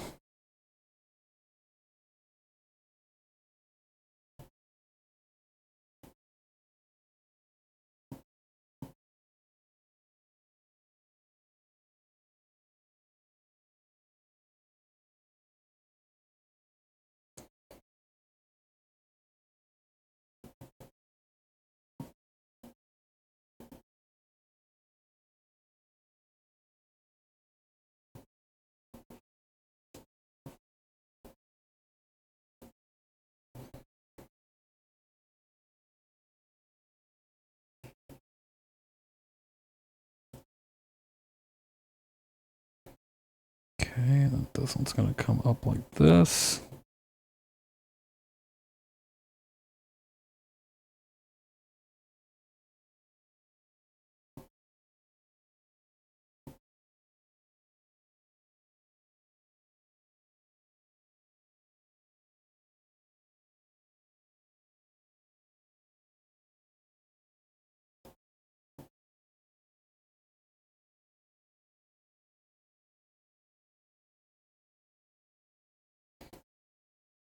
I'm feeling pretty good about this one.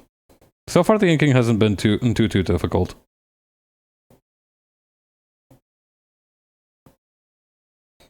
That's the other thing about the dip pens is that you do need to be constantly working though, or else I feel like there's a big risk of it like drying out mid stroke.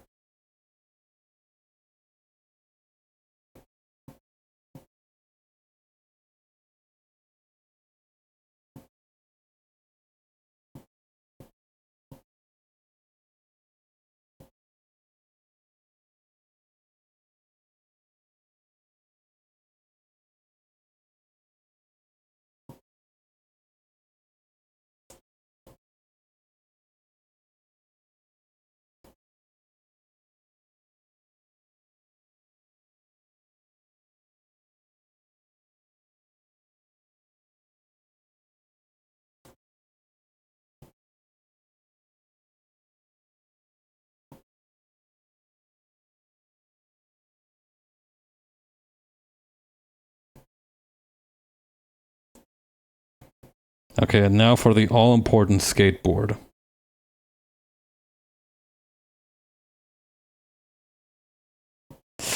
Ooh, that line was pretty crooked. Ooh, I'm sure it'll be fine.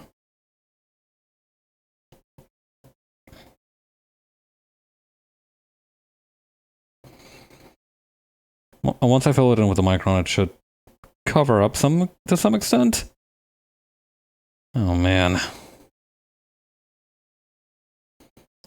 I feel like due to my familiarity with them, I might have underestimated the dip pen. But I am making things harder for myself in some regards. For example, using the index cards is a much smaller canvas than you would have access to normally.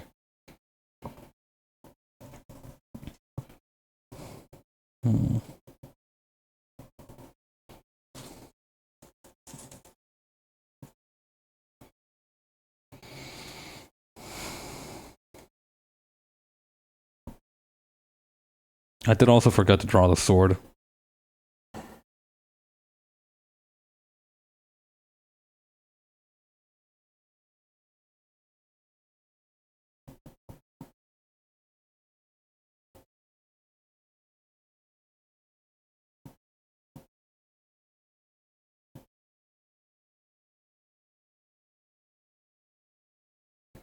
Okay, and then this one's gonna come in like this, and then like this.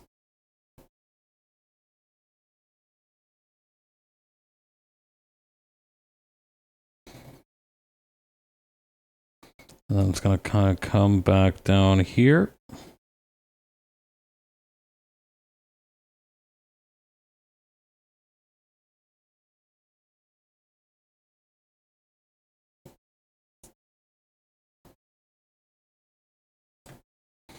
Yeah, I think that's about as much as we're going to be able to do for this one for the time being.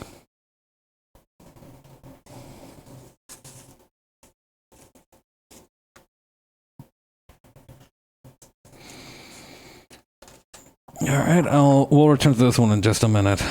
Who else is there? Paps Andrea, awesome night. Hey, Adept, how you doing? Yeah, no, we've actually gotten a few people done. We're... Hang on. They're kind of... I actually put them a little bit farther away. I'm just doing a few people from V's server for the time being. Whoop. That's a very shaky camera, but as you can see, I've got a... Hang on, can I do the money spread thing? Hang on, I'm gonna try... Let's try this. Hang on. Wait, I should not be doing this when the ink might still be dry, might still be wet. Hang on, we'll do that. We'll hit the money spread at some point towards the end of the stream. The ink is fine, the ink is fine. I don't think I smudged anything. It doesn't look like, No, I think we're good, we're good. That does remind me I should probably close the ink pot, though. Okay, what else we got here?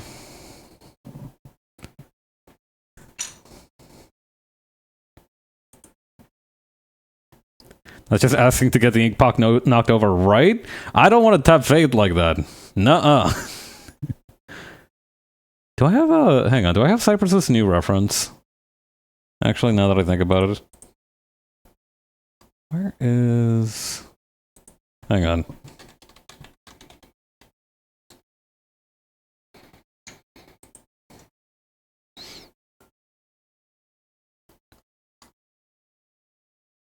Where's her reference? The one with the jacket and everything.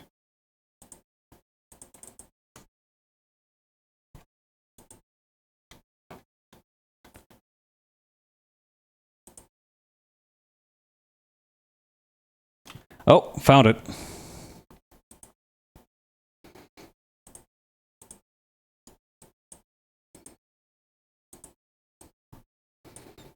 I don't remember what the bottom half of her outfit looks like. Hang on, is it like... What was it, the short shorts? I feel like it was the short shorts, or maybe that was a different one. She's had a couple of outfits, and they were all really hardcore looking.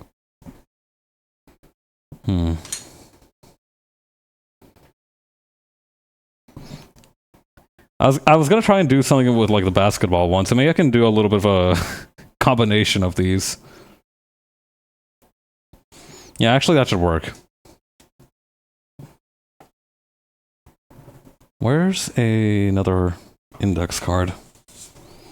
Here it is.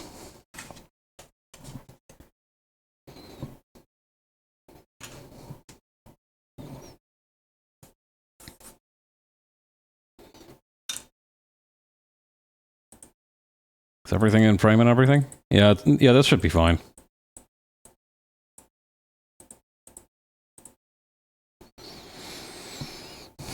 Okay.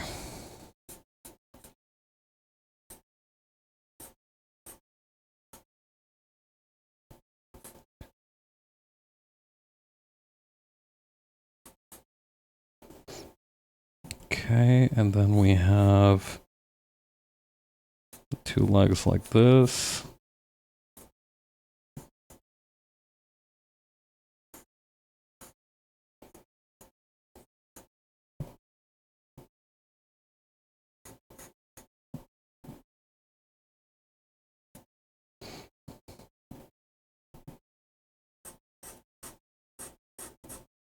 There we go. We're gonna teach this squirrel to ball.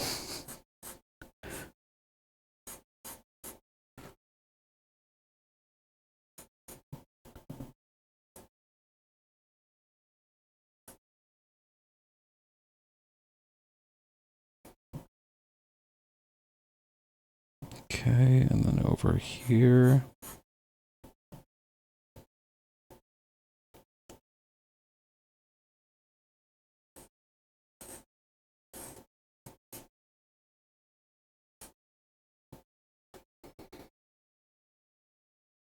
Gonna need to adjust the face shape too to accommodate for the snout.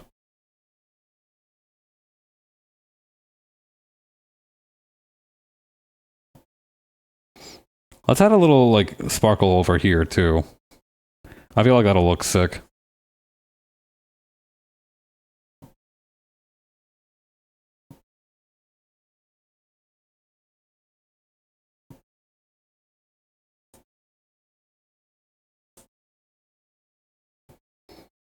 But yeah, the cool thing about these ones is that they only take like 15 minutes each. So I can punch out a bunch of them. And I don't know, there's something very satisfying about that. Quantity has a quality all of its own, or so they say.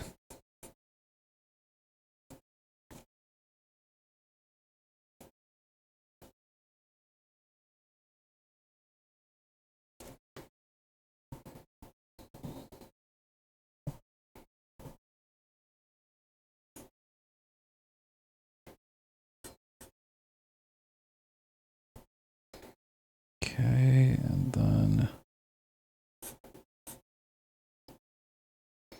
I don't know how easy it would be to play basketball, like, wearing a jacket half over your shoulder like this. But I feel like if anybody could do it, it'd probably be Pearl.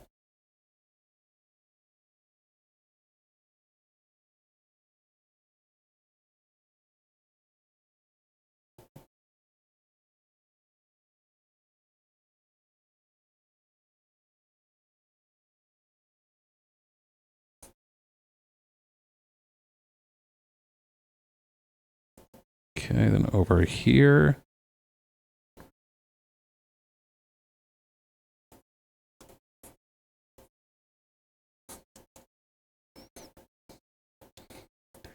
I'm just gonna give her some generic looking sneakers. I don't remember what she fully has. Maybe with a little claws out.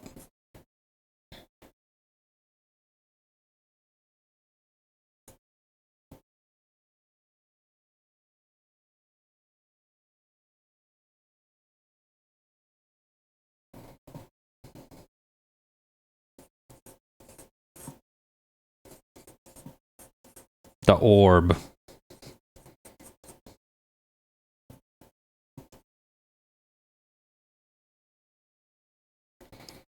Okay, then over here, that's gonna go on like that.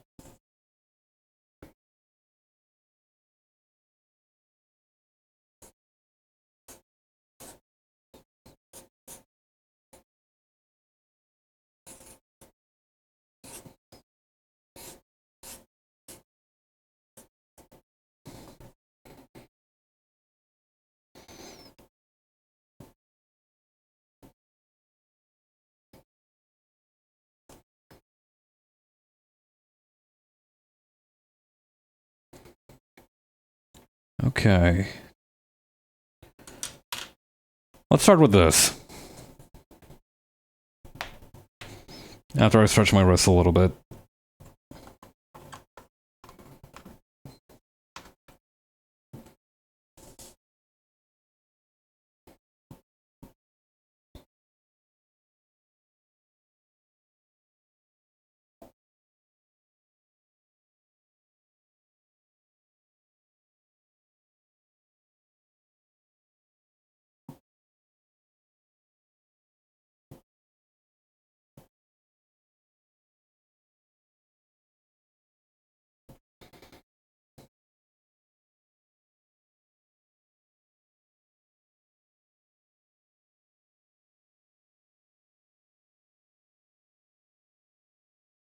Hang on, I'm gonna take away the napkin. I'm using it to avoid spilling any ink onto the mat thingy, but I don't think that's been a risk so far. I think we can choose to live a little bit more dangerously.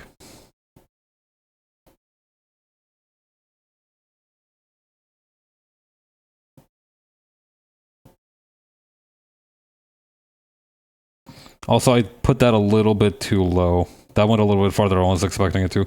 But we can work with that.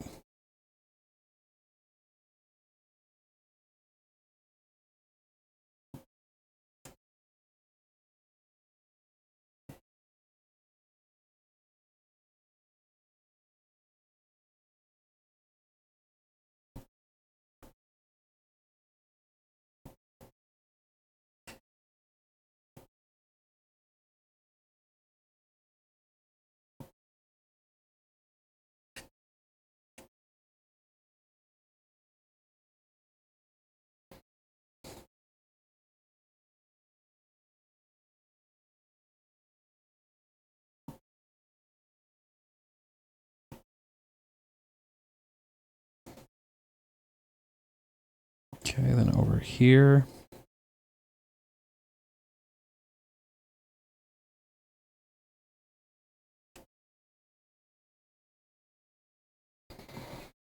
Okay, let's approach it that way. Oh, hey, we got our first ink stain of the night. Check that out. That doesn't always happen.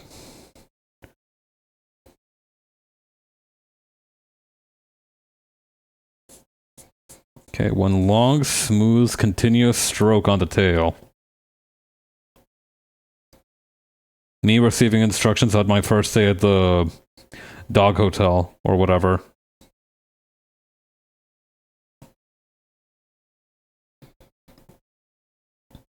I don't know, I feel like working at a dog hotel must simultaneously be kind of awesome and also cursed. Because, like, there are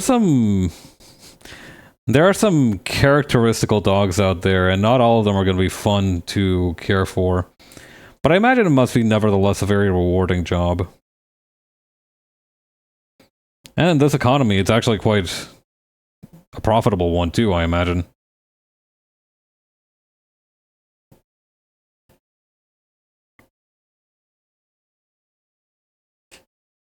Like, more and more people are investing oodles of money into care for their pets. It's quite good for the market, but it's not always the easiest thing to capitalize on. Although it has led to some very funny inventions. Like there's an AI startup. Well, there's an AI startup for basically everything nowadays. It's like the new blockchain, which was the new like Web 3.0 or whatever. But the conceit of it is that it would like learn to talk to your animals and basically act as like one of those translator apps between like humans and animals. It's not going to work for what I hope should be obvious reasons, but I mean, somebody's throwing money at it.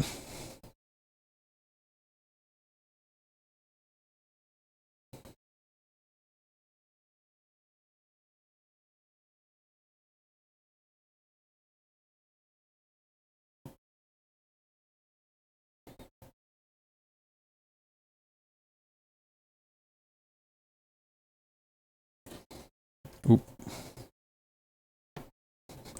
Yeah, you can't trust AI. Hey, yeah, hey, Cypress, what's up?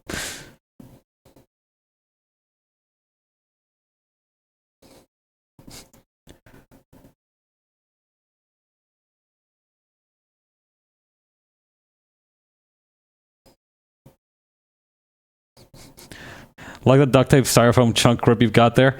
This thing is so DIY, it kind of hurts. Not my hand, thankfully, but like, I don't know. Whenever I show it on screen or whenever I bring it to like my workplace, somebody always asks about it, and I have to like explain. I heard that it's better to have like, it's like better ergonomics to have like a wider grip base, and this is about as wide as I can make it. Like, there are no commercial like grip thingies that can go to this extent, or at least none that I have seen, right? Like, I imagine that maybe if you like look at specialized sites or like specialized practices, you might get some, but broadly speaking, you kind of have to DIY it. Should try that. I will say that I have not noticed any downsides to using it, other than maybe having to learn how to hold my pen slightly differently. But even then, I feel like I have a pretty decently non-invasive grip on it. Non-invasive is probably not the word that I was looking for.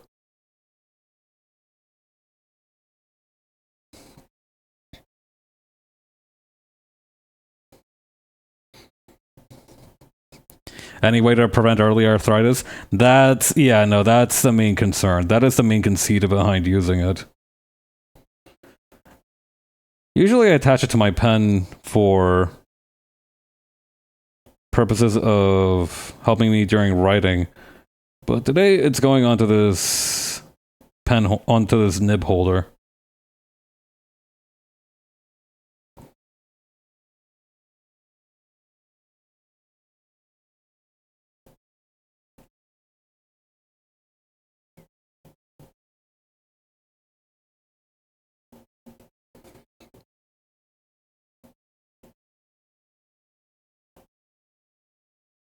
Okay, there we go. And over here.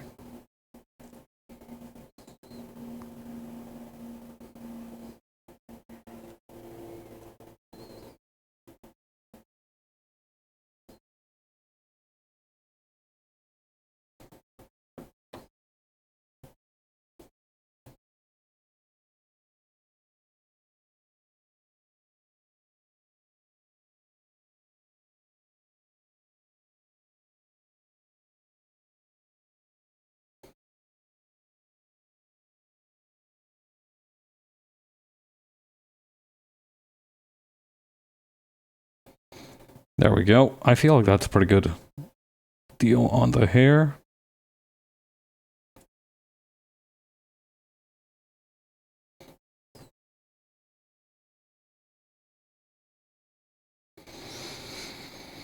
And just join the line here, and that should be good for the line art unless I'm forgetting something super important.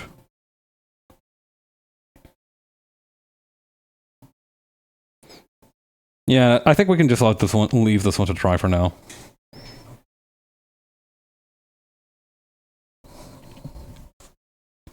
Where is that napkin that I used to... Rules, brother? Thank you. I'm glad you like it. There are some crazy-ass poses in the back of this book for whatever reason. We got people skateboarding and playing basketball and shit. What else we got back here, actually? Hang on, let's take a quick peek into the future. Okay, so we got basketball, normal sitting. Post up with the skateboard real nice in this one on the left here. Hang on, it's hard to hit it, show it without the glare. What else we got? There has to be a few more wacky ones. All these are so sensible. Okay, this one's very sassy with it. I like this one. Awesome. Very cool. Yeah, no, I'm not seeing any more that are, like, super fascinating. There are a few ones of, like, what appears to be, like, a morning market, which are pretty nice. I don't know. I feel like the ability to, like, fill a space is super important when considering a background. Because, like, if you think about it, there's, like... everything gets occupied so much without even intending it to. Okay. Let's go back to Raph's picture real quick.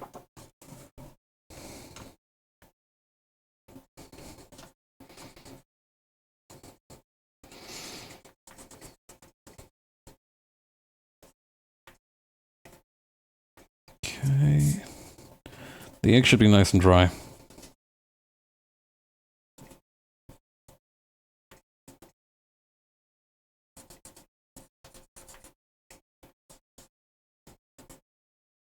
I feel like I missed a huge chunk of the shoulder here. The dynamics. It is a lot of fun drawing like more dynamic poses in traditional media. Right. There's a couple of things we need to do here. First, let me bring up Raph's picture again on my side.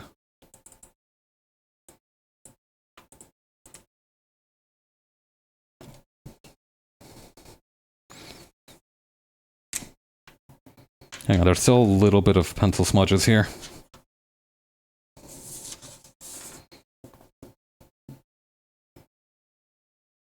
Okay, this one is the 005 and this is the 001. This should be just about right.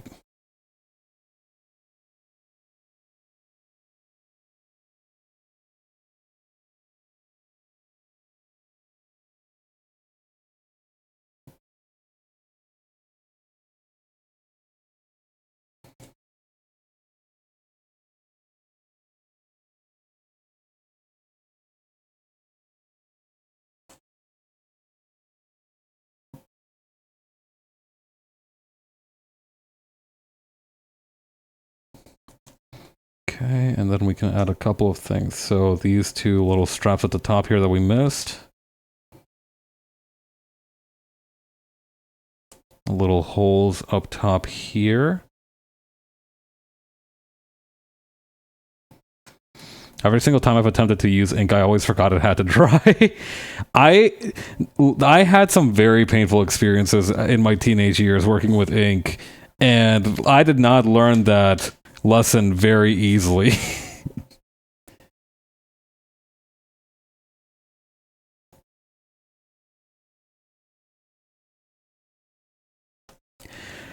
There were so many smudges just because I also didn't have like the order of operations down, because I would always like be like, oh hey, I missed a spot I would be working on the right and be like, oh hey, I missed a spot on the left, and I'd do this, and then all of a sudden this whole area here would be like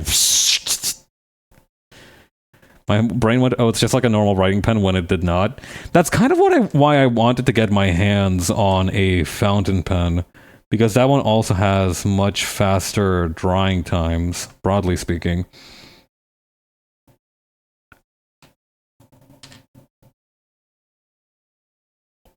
But sadly, that was not to be. Well, I say sadly, but it actually kind of worked out pretty well for me. It's been kind of nostalgic going back to dip pens. It's a nice break from the usual pace for sure. And the thing is that the thing about like, oh, it's just like a normal writing pen or like a ballpoint pen doesn't really stop either. Because, or maybe it will at some point. I don't know. Maybe I'll gain the correct muscle memory. But I've definitely tried to use the dip pen a couple of times like a ballpoint pen.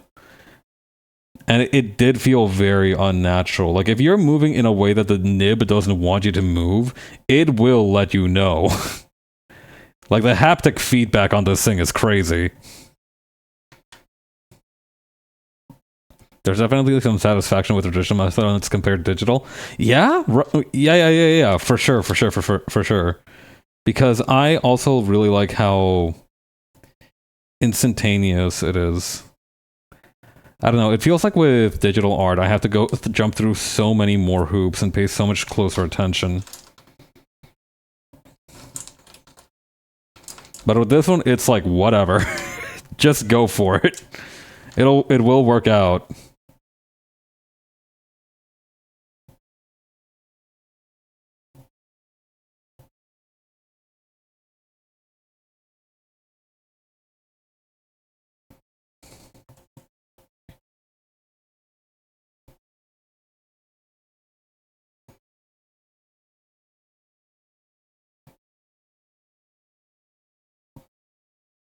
I'm gonna make 5 million little dots. It helps you be cleaner with your methods because you don't got that undo button. That is true as well. That is something that I am appreciating a lot more, is just the value of keeping a clean stroke game. Every time I say stroke now, I remember that one NBA tweet that's like, he ain't stroking like usual. And it's like, just say he's missing shots, man.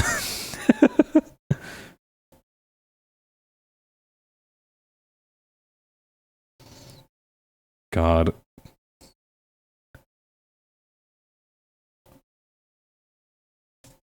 NBA Twitter has produced some of the funniest sentences known to humanity. God, I wish I knew how basketball worked.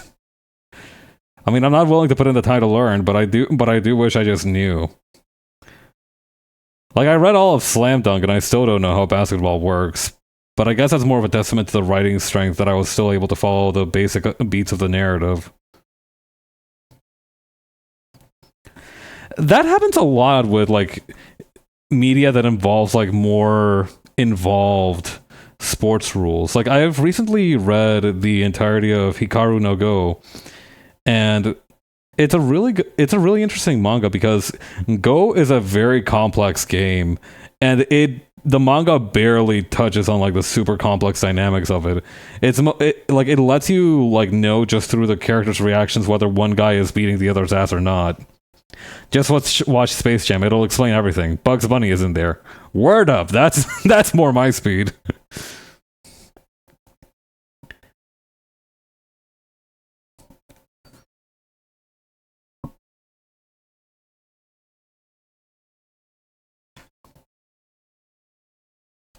God. Space Jam is a kind of one of a kind film, I feel like. Like they try to make Space Jam 2, but I feel like it did not have the same kind of enduring soul and spirit as the original.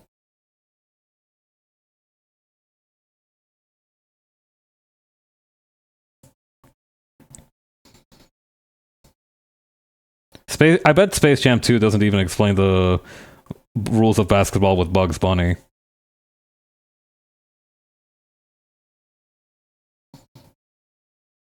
I do know that it had a Mad Max reference involving Wile E. Coyote for some reason. What was up with that? Like, don't get me wrong, I'm not against putting that beast in situations, but I'm just wondering why that one in particular.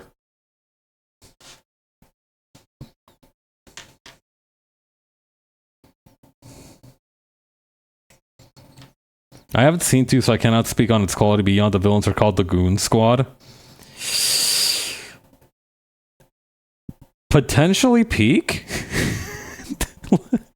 Did they... At that point, they couldn't have known, right?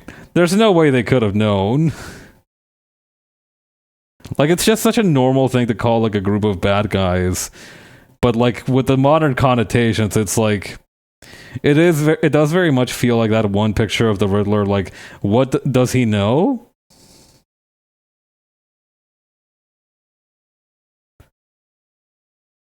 God. The Goon Squad. I do think I'm gonna get rid of the little lines here on the knee pads.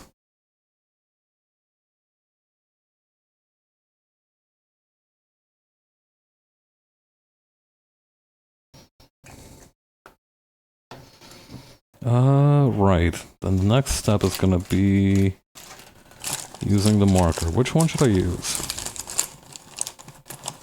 Oh, this one seems good.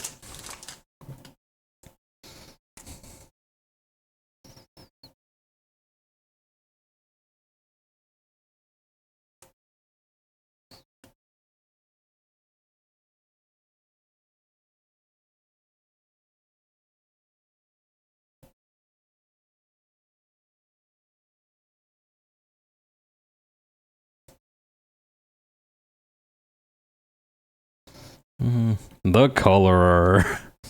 Just a little bit. I don't know. I don't want to oversaturate the torso with detail. I think this is probably a good level, honestly.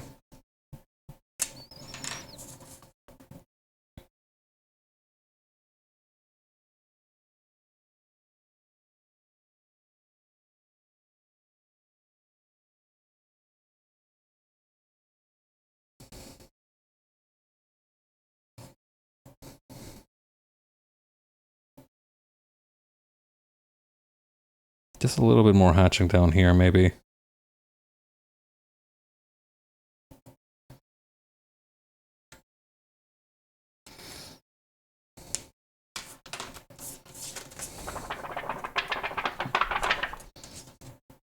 There is a practical purpose to me just flinging it around like that, I promise. Besides making laminate paper ASMR. Okay, that's another one down. The ink on yours should have dried by now as well.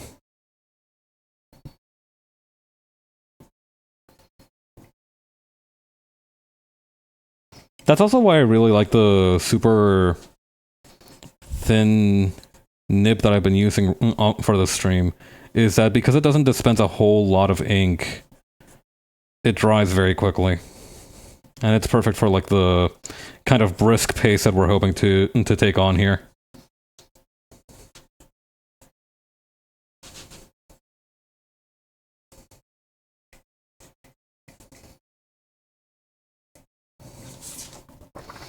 Easiest drying technique, just don't use a lot.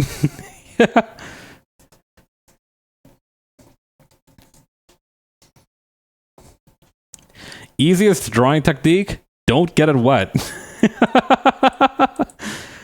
That does feel like some advice that somebody would give you at like a training camp of sorts.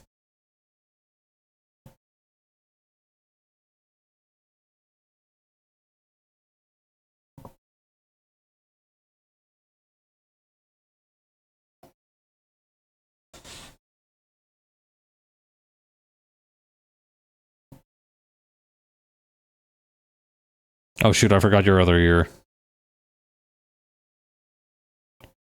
Easily amended. Thankfully.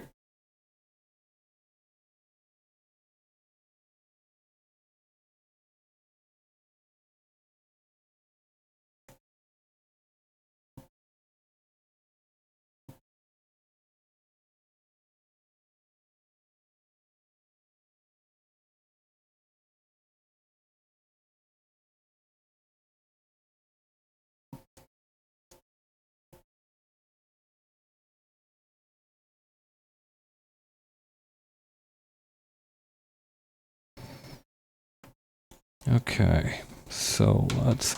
I have heard tale of comic artists in the 60s or 70s using a hairdryer in the office so they could pass it down to the colorist and then so on. I would believe that. Honestly, I will. That is 100% the kind of thing that I would expect, like, comic book artists at that time to use. It really did feel like the Wild West at some points. Like, you had dudes doing fucking whatever they wanted on that paper, on that page.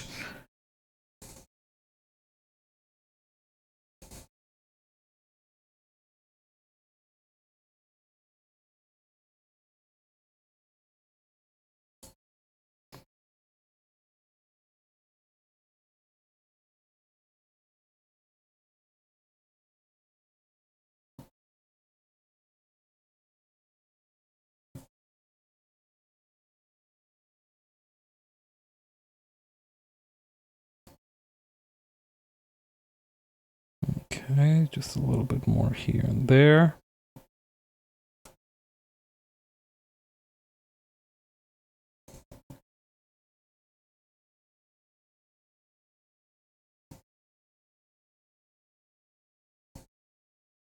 Just a few chicken scratches here and there to just give that really fuzzy feeling.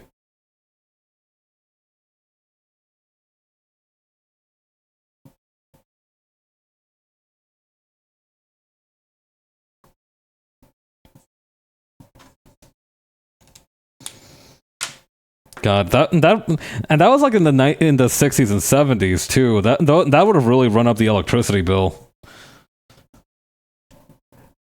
Do you think they ever had like an issue where like one of them left a hairdryer on too much and then they also like wanted to make toast and then like that would just short out the entire building because one dude wanted to make toast? God. I'm really glad that that's become less and less of an issue as time has worn on, because I did have like a irrational fear of like shorting out my house at some points if I connected too much stuff to like a power strip. Weirdly enough, the only time that it's really been a consistent issue, Marvel, DC hiring a guy to blow on the pages so they don't run up their electricity bill. Yeah, last name Wolf, first name Big B. Yeah, dude eats pork sandwiches for lunch every day. I don't know what his deal was. Does good work though. Good kid, I'll tell you that much.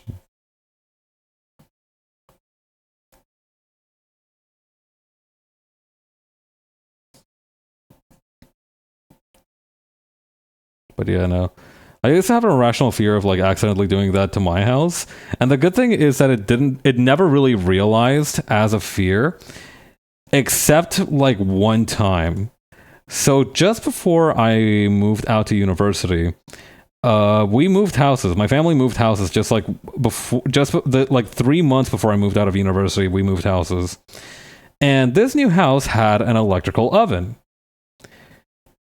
And when I tried to turn on that electrical oven, it flipped the breakers for the entire house. And so for 3 months, I was like super into baking at the time. So for around like 3 months, I was like trying to devise workarounds to make like sweet things without having to use the oven. I think one time I tried to make like a cookie inside a saucepan or something. Which is a thing you can do, but generally it's in a cast iron pan, and generally you still put it in the oven.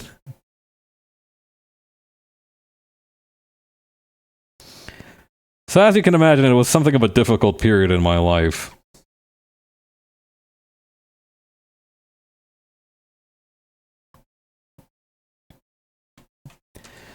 Kind of funny though. Like it is good that I never really caused any incidents besides that one with my incessant need for baking. Like if you think about it, with the risks involved in baking and the potential things that could go wrong, it's kind of a miracle that the only thing that I managed to do was really like flip the housebreaker like 5 times in one day trying to get this oven to work. We tried everything too. Like I tried to like turn off every other appliance in the house to disconnect everything. Nothing really seemed to work, so eventually I just gave up.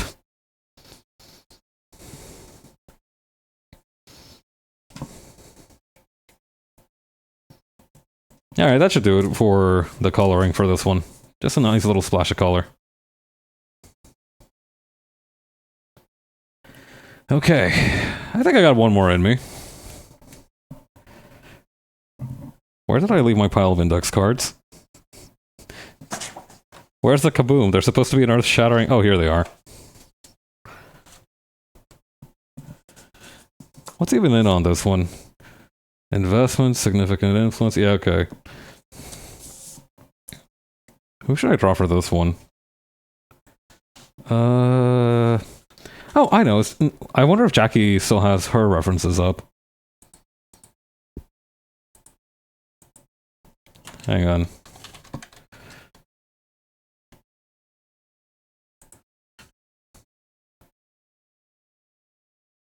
New casual outfit.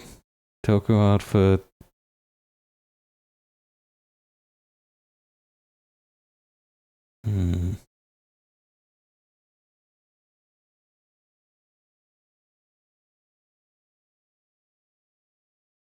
Oh, here we go.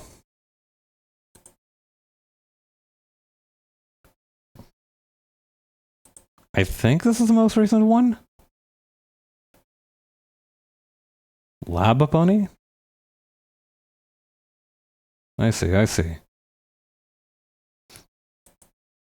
Okay, I think... Oh, okay, so this one with the black jacket is the most recent one. Okay, we'll go with that one.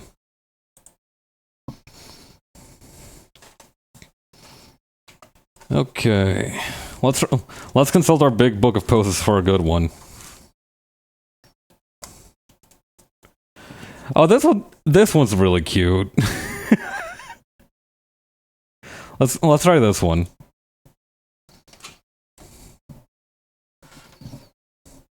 Where's my pencil? There it is.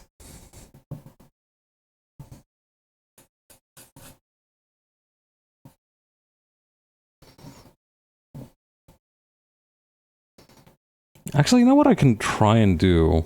Is I can actually try and make the head a little bit bigger this time around.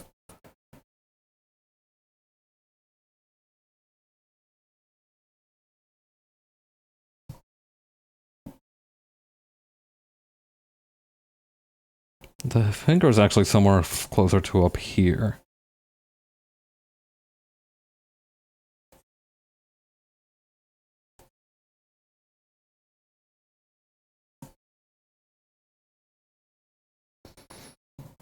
Then...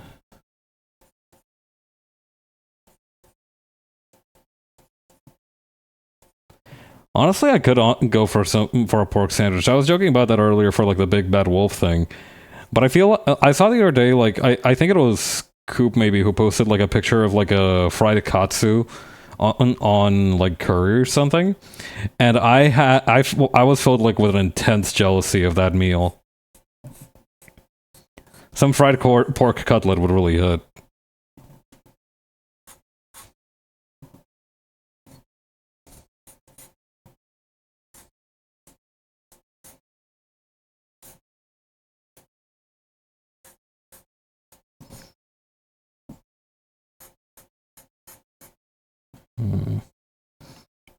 Maybe a little. Hang on, I feel like I've messed up the proportions here.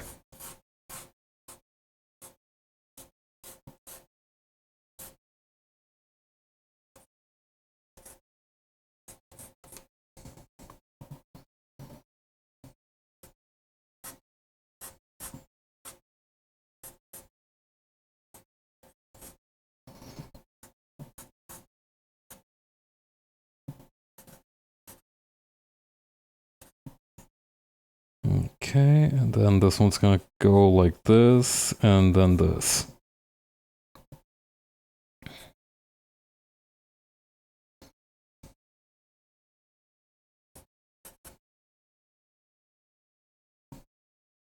Oh snap! I should have done. I might actually need to do a second. I might actually need to do two more in addition. Well, I might need to do one more in addition to this one because I forgot about the ink drying kind of shenanigans that we need to go through.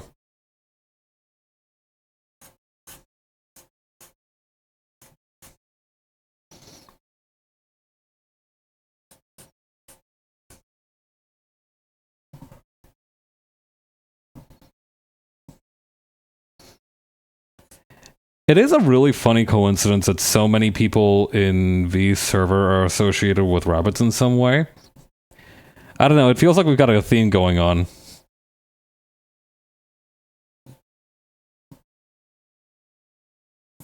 I say so many people, I think it might just be Jackie and Jay, and maybe one other person if I think really hard. But that's fine. Two is all you need to have a theme. As long as it's more than one, you have a theme going.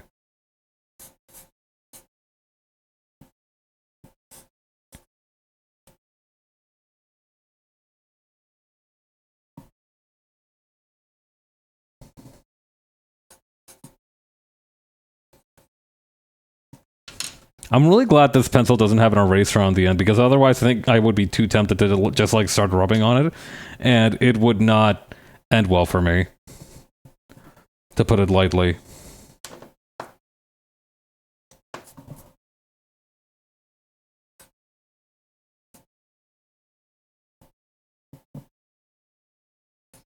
God, why are pencil erasers so crappy? Probably because adding real ones would be too high of a cost for what is supposed to be a disposable writing tool.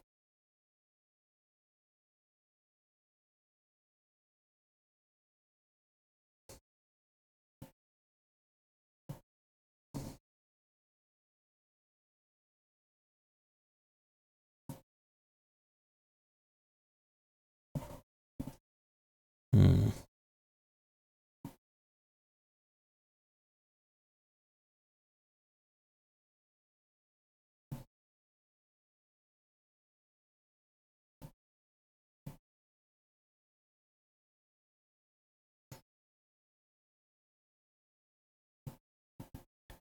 Okay, and then the jacket is almost like a crop top jacket.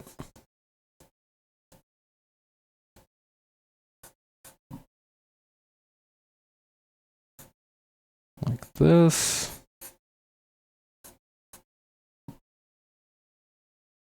Oh, it's all. Hang on, it's like one of those fancy neck shirts. They suck so bad, right? I wonder if there's like a deeper conspiracy to it. Not necessarily. Okay, conspiracy might be a bit of a strong word, but if there's like a deeper reasoning behind it. Like, do you remember how in like the 2010s there was like this huge revelation going around that those like erasers that had like one side red and the other side blue, one side was like for pencils and the other side that was blue was for like pen marks. I always thought that was cap, but like I figured there must be a reason the blue one was so rough.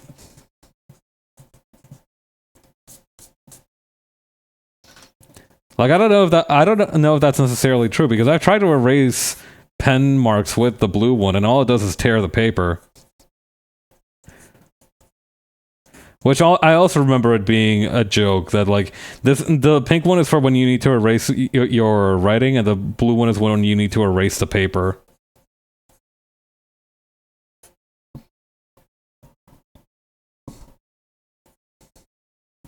Also, the upsurge of shitty scented erasers in the mid 2000s. I do remember that. Some of them were not actually that shitty. I will be real. Some of them were endearingly of an endearingly middling quantity. I totally didn't eat one time. I mean, listen, all of us have eaten stationery in our innocence. I don't think there's no reason that we need to judge that. I think I remember eating pencil shavings at some point. I remember, wait, no, the worst one that I did, and I remember this very clearly because my family and my brother and like basically everybody I knew got super mad at me for it. Do you know like glue tack? Do you know that stuff that's like this like sticky polymer thingy that you use to hang up paper. I used to chew on that like gum. And one day my family found out. And well, they gave me a stern but reasonable discussion of why my actions might not have been in my best interest, and I stopped doing it after that.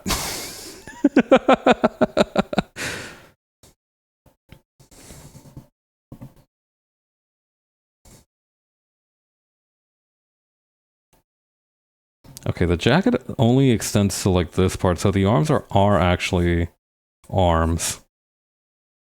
I could have phrased that better.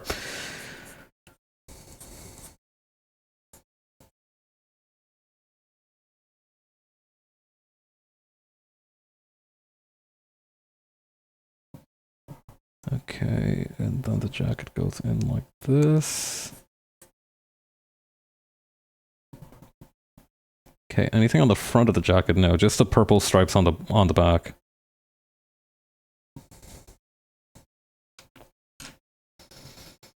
But yeah, that's probably why you should not trust me.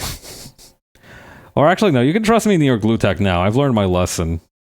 I actually don't even like bubblegum that much nowadays, to be honest. I feel like my jaw gets too tired from chewing it.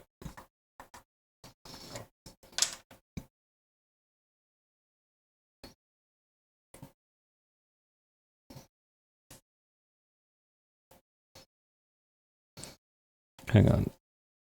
Alley-oop.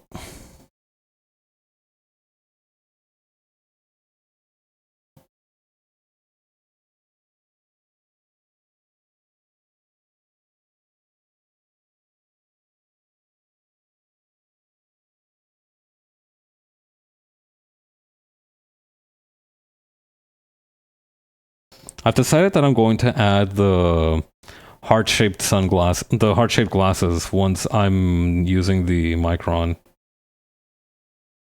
I feel like it'll probably be less of a hassle if I do it that time.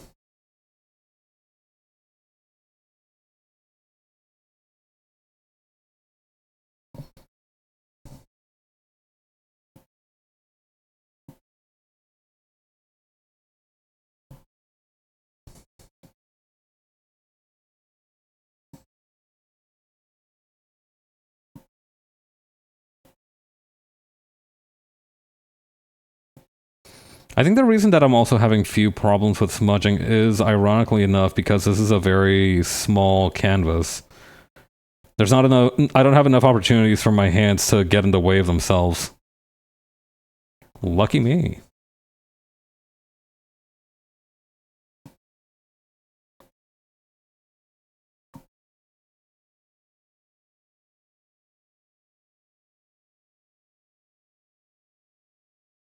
I don't think this line here is where it is supposed to... I don't think the ponytail should be shaped like a chicken wing, broadly speaking, but what do I know? I don't have hair.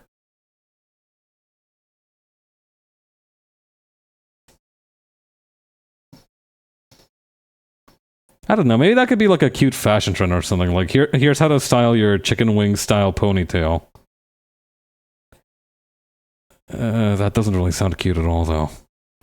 Maybe it won't catch on. Maybe it'll be a cult. Maybe it'll be a cult interest, a niche product. Is this Jay? This is Jackie. We did Jay earlier, actually. Hang on. Here's Jay.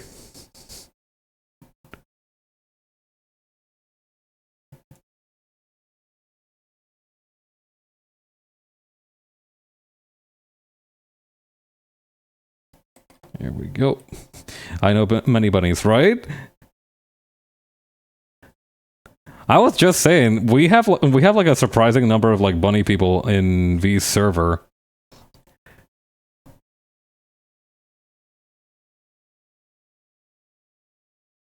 Well, we have two at least. You know, not counting people who are plausibly fictional, like Dukes. I don't know how to describe the situation with Dukes.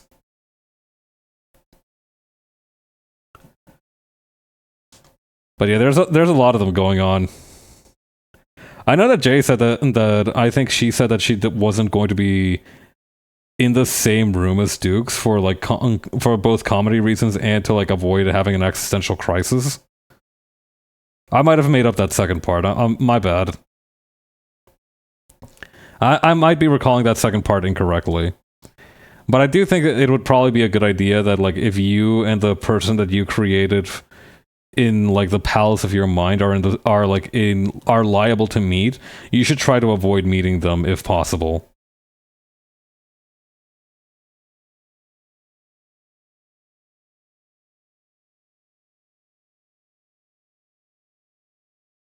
Shoot, that did not connect correctly.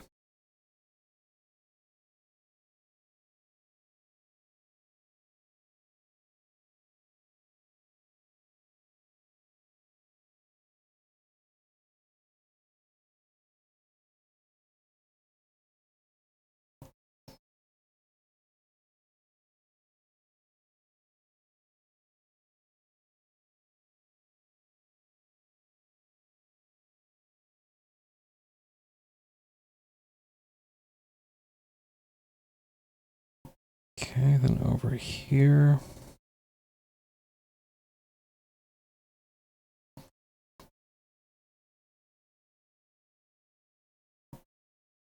I should probably ask Jay about like the dynamics of that. Like if she and Dukes ever meet, will the universe explode or something?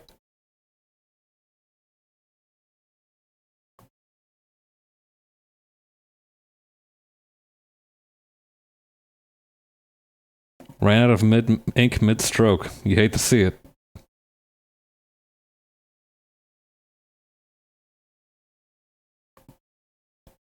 I will absolutely be digitally scanning these at some point.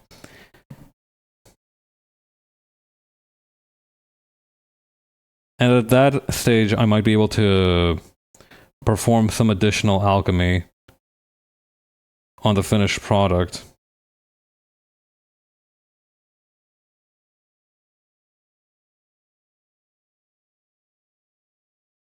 To correct any last-minute mistakes.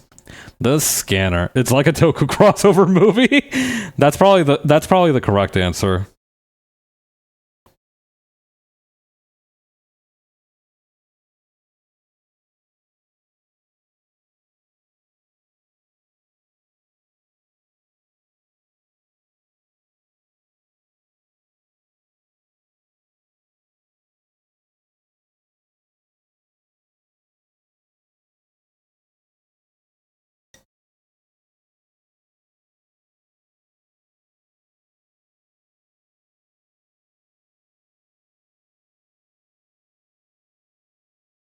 Oh, I messed up.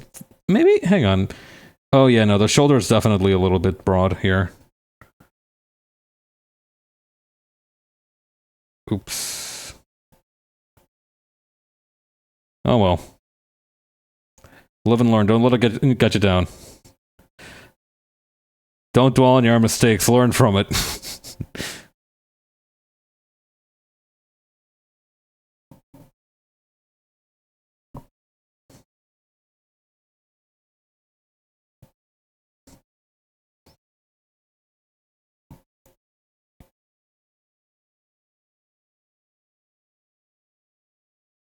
Oh shoot. What? Oh, maybe I made this one. Yeah, I made this leg a little bit too far up. Gonna need to correct that.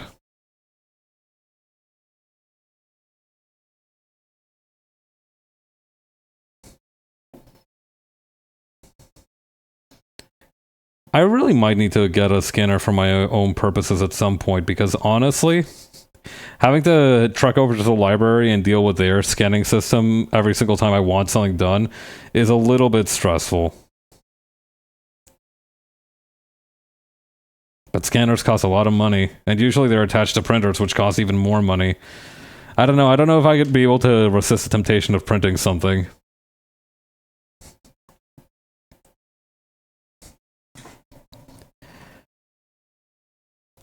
The thing is, I would need to make an investment of two things. I would need to make an investment of money to buy the thing, and I would need to make an investment of time to become a guy who regularly does physical media stuff in order to justify the cost. I had a single document scanner from 2006 with me for the longest time. Oh, that's actually a pretty good idea. There has to be some schmuck looking to offload their scanner from like the early 2010s on eBay or something.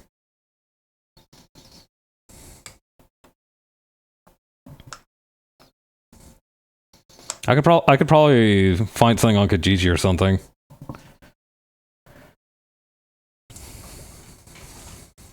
Okay, who else from vServer do we have? I want to do one more just so I have like the ability to like flip between Jackie and this one.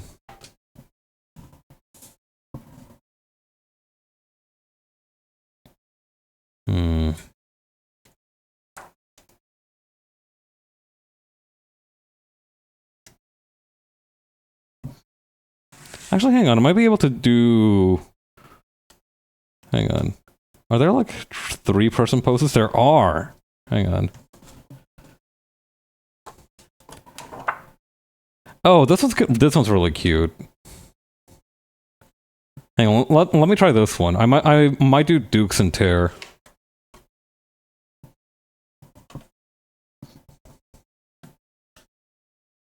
Let me see if I can find their references. They're probably in the resources section of vServer.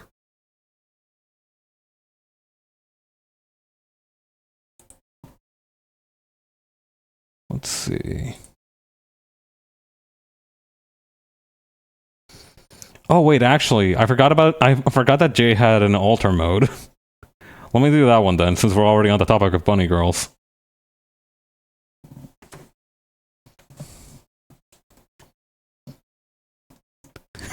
This one's a really funny pose. Why is she hitting the Ultraman? Oh, this one's really cool too, actually. There's a lot of really, really cool poses here.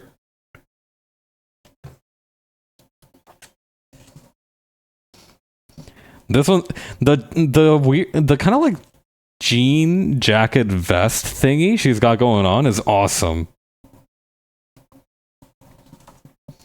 What else we got in here? This one with the baseball bat has such a devious expression in it. It's really good. Let me see what else we got. These are all crouching poses. And, well, that's good for practice. It's not ideal for someone who's wearing a skirt.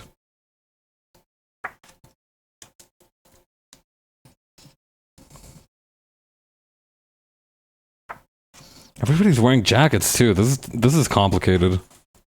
I'll check the other book.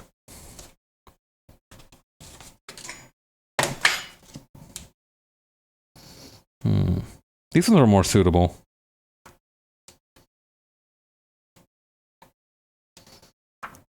This one should do. This one feels about right.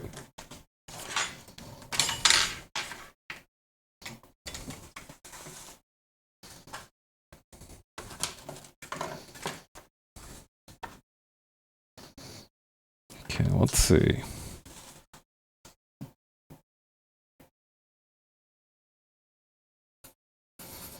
I do think that trying to just go for like the upper half of the body has been really helpful, though.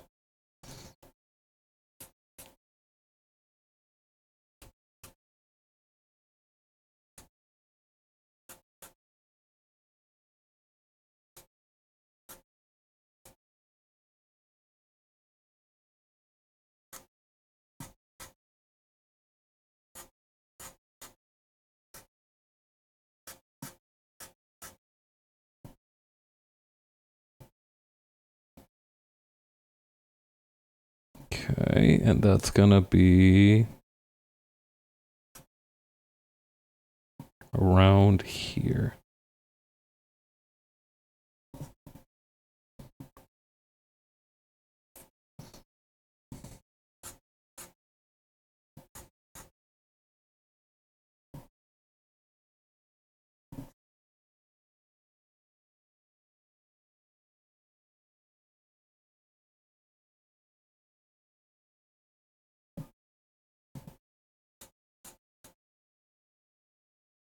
Okay, yeah, here we go.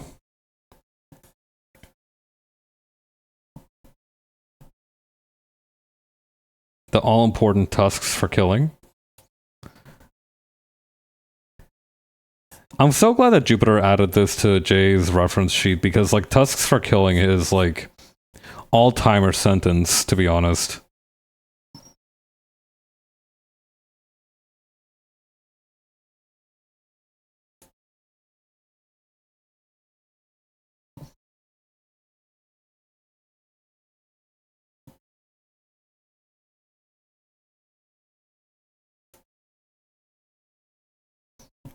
Okay, so the top part of the neck has the usual kind of little neck length thingy. Collar? I guess it is a collar, huh? Hang on, let me check something real quick. What is the actual specs on the jacket there? Okay, so it's like it is similar to a biker jacket. Okay, good to know.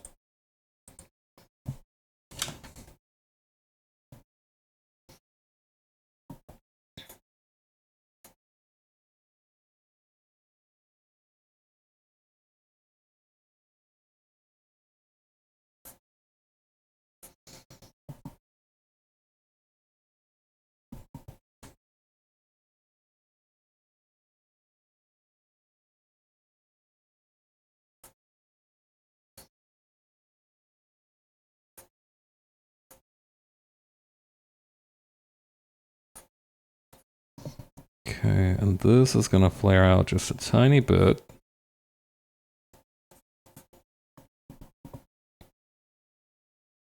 What is the symbol on J Alter's hip? Okay, it is just a little hard logo again. Good to know.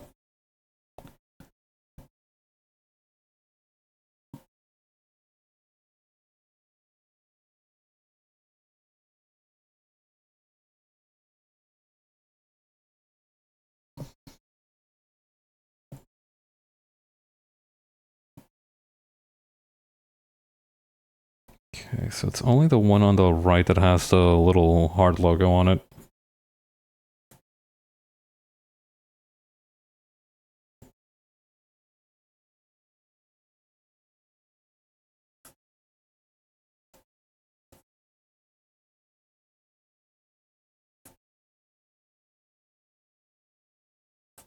Kind of like this.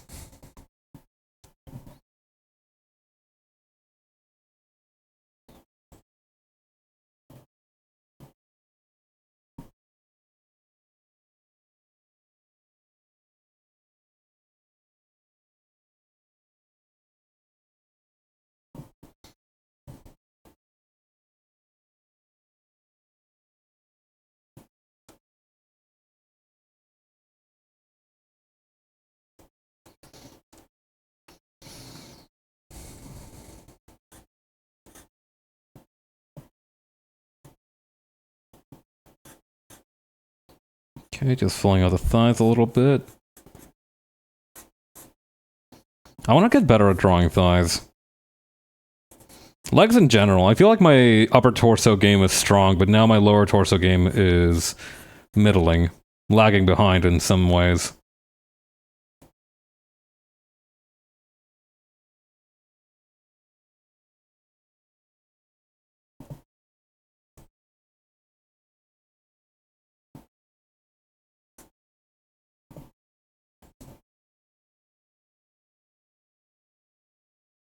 To be fair, I mostly focus whenever I draw. I almost capture the head and the face. So it's very rare that you would need to focus on the legs exclusively. But I'd like to be someone who has few weaknesses. I don't know. Reading Ippo, one of the things that uh-oh, that's a lot of ink. Oh. Feel like we got close to an incident there. Nice, I feel a little ink blots there. But yeah, I think that must have shook most of it out.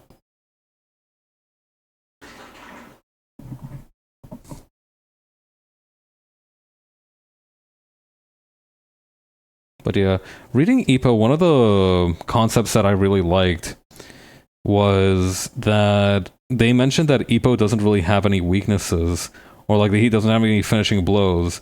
And that's good because it makes him unpredictable, but it also means that he doesn't really have any weapons to speak of.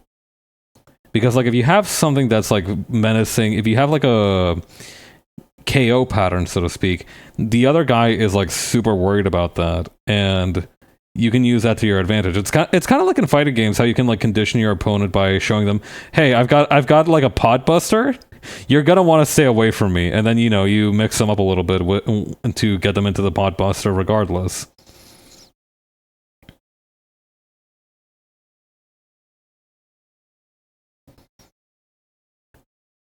And that's something that I feel like applies to a lot of different things.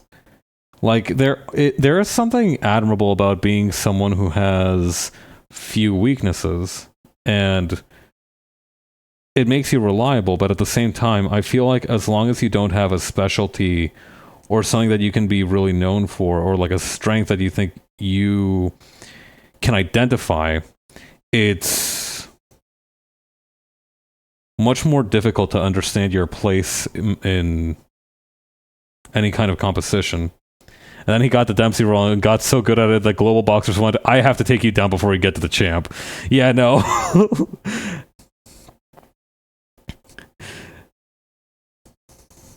Like, literally, Ippo's main problem is that his fucked up way of boxing is so scary that his real issue was, like, the fact that his body couldn't take it. And even that seems to have been, like, he just needed a break. Like, it's so funny because, like, everybody is like, Makuno Uchi Ippo is the scariest person I have ever seen. And then when you cut to Ippo and he looks like a hamster. He looks like a shy, adorable hamster that's just like running around and doing like back-breaking amounts of effort. Bro just needed to sit down, literally. Bro just needed to take like a good break for like 2 or 6 months, and he was good again. Well, okay, no, he did not sit down, to be honest. Like, he has been, like, working his ass off and wearing those fucked up weights of his, which in reality would actually damage your knees to some extent, but literally tore tendons doing the Dempsey too fast and shifting momentum mid-swing. Yep.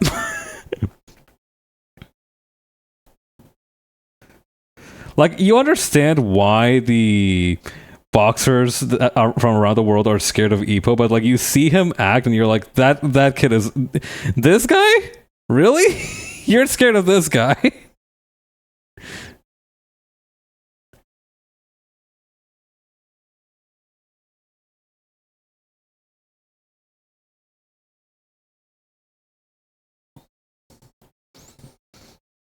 But then, like, you see him in the ring, and it's like, oh, okay, so Ippo is actually a little bit of a terrorist.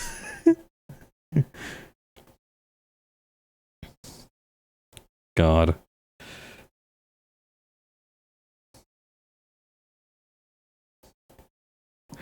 I remember that there was this one scene where Kamogawa was like looking at there was like this one scene where Ippo was doing this training where he was like driving entire logs into the side of a riverbank, and Kamogawa was like, oh Jesus Christ, is he doing that with his bare hands? And was fully ready to believe he was doing it with his bare hands until Ippo's like, no, that would be fucking stupid, I'm doing it with a sledgehammer. Why, did you do that? And he's like, no, lying.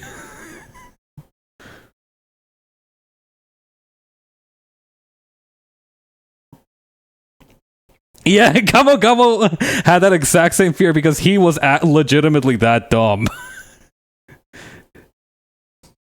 The Iron Fist! God. Join my tournament. It's literally like that one Hunter x Hunter screenshot that's like, you're not that stupid, are you? And like they just look at each other for a second without saying anything. God, yep. Punched that white dude so hard it left an imprint of his knuckles in there forever.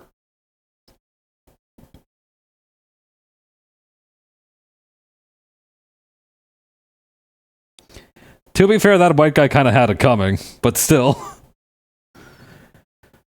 We really need a manga character in Tekken. God.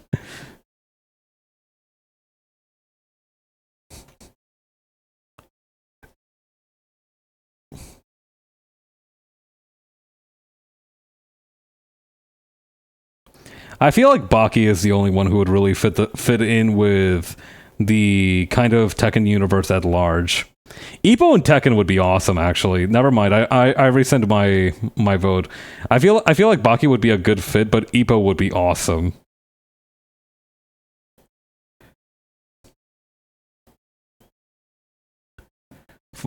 Fuck it. Get Biscuit Olivia in there.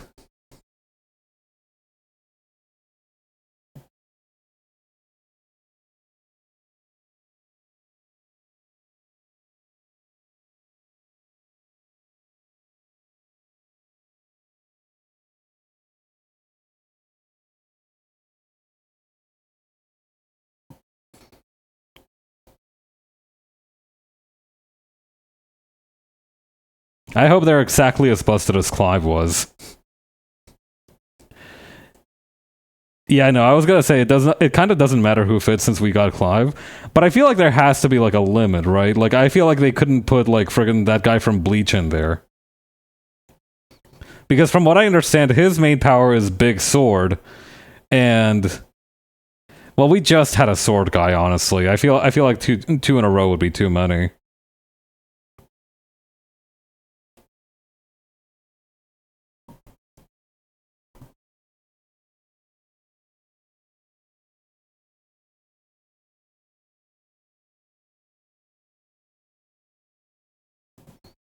We can have two swords. Miyamoto Musashi about to invent the most badass martial art ever devised by man.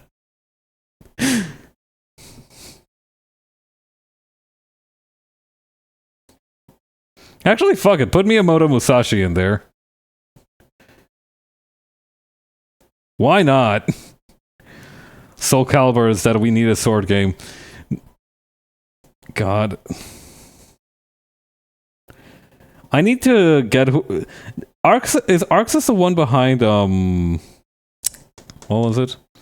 Not so what's it called? The sword one that has like the knight character in it. From Samurai Showdown. That's the one. Yeah, no, we need whoever is behind Samurai Showdown to lock the fuck in.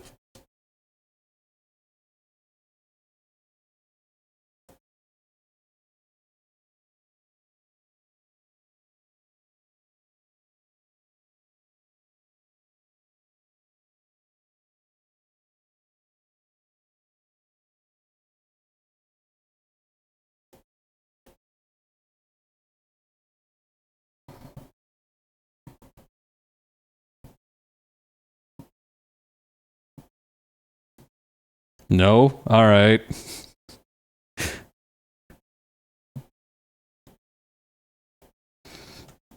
It does feel a little bit like this is going to be a sort of conversation where it's like the cow that has two paths, but eventually they all lead into the same 3 more years of Three Houses discourse.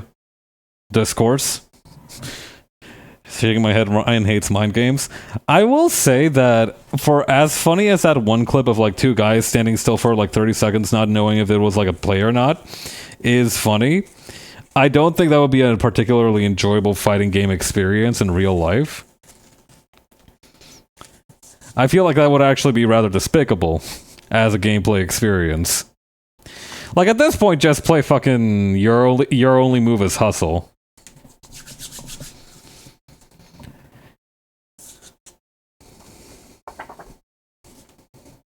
Okay, we can put this one over here.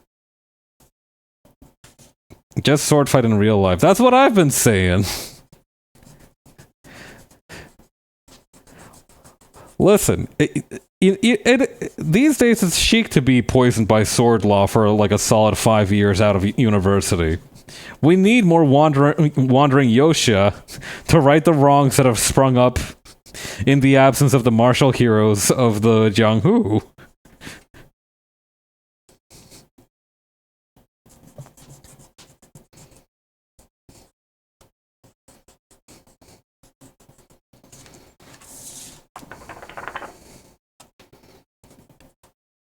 All right. My plan, my sharks. My business proposal is to establish a wuxia sword school in the Western Hemisphere. God. Like, there would be a lot of downsides to having, like, a martial arts intra-society, but I don't think that they would outweigh, like, whatever we have right now, which is also bad.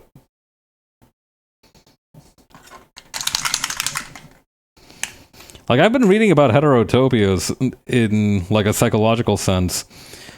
But also, to my surprise, heterotopia does not, in fact, mean, like, a paradise for straight people.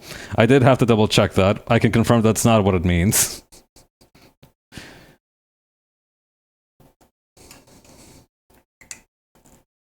I don't know. I remember heterotopia as being, like, a really weird subject in general. But it was very compelling. I do remember that much as well.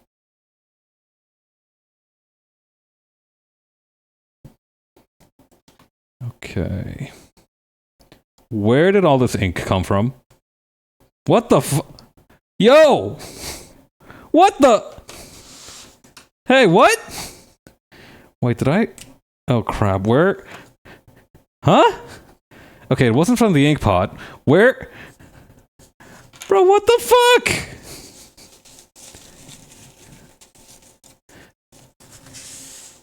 Yo, what the hell? Did I accidentally break the brush pen or something? Hang on. No, that's probably... Where the hell did all this ink come from? Jesus Christ, it's everywhere!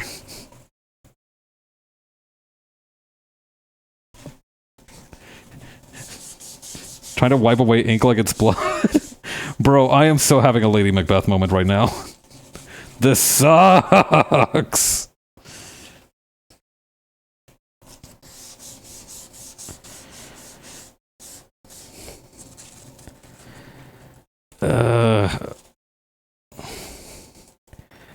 Okay, where did it come from, though? Like...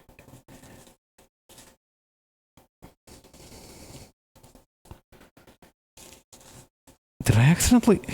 How did this happen? This is so fucked. How did that happen? Like, look at my hands! I look like I just slapboxed an old rubber hose cartoon. Oh, shit. Like the elusive Cotton-Eye Joe. God. Where did it come from and how? Well, no, I know exactly where it went because now I have, like, the kind of, like, Ace Attorney silver bullet evidence of the rubber hose cartoon blood spilled. I'm pretty sure this is what happened to that new Doctor Who episode. I've been seeing good reviews about it, about, like, the Lux Imperator or whatever. Also, hi, Bunny.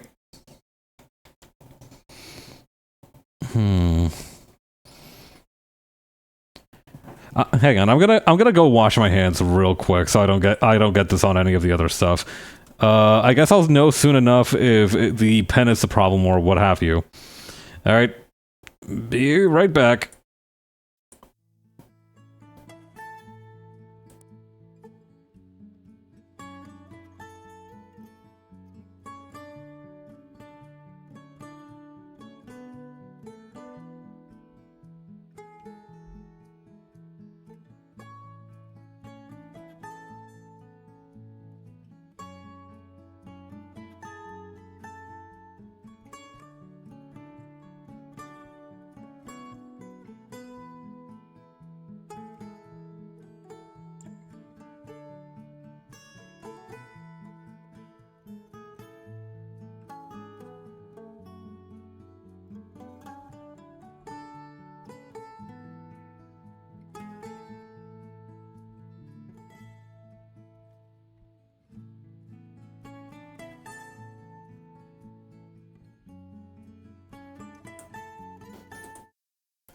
Okay, I'm back. My hands are clean.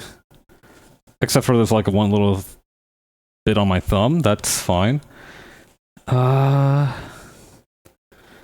Just trying to take a look at this, where that might have occurred. Not seeing any conclusive evidence, though.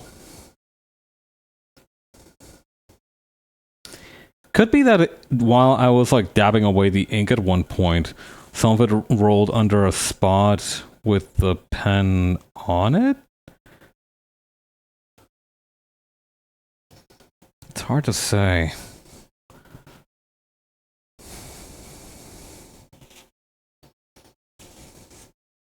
Well, I'll try not to let it bother me too much.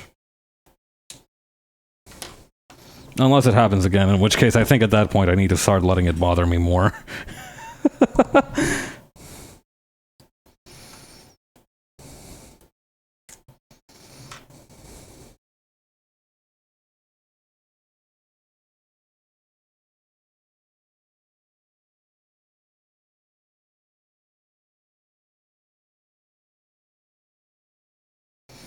Okay.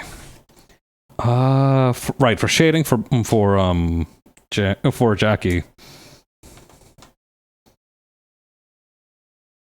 Let's start cross-hatching real quick.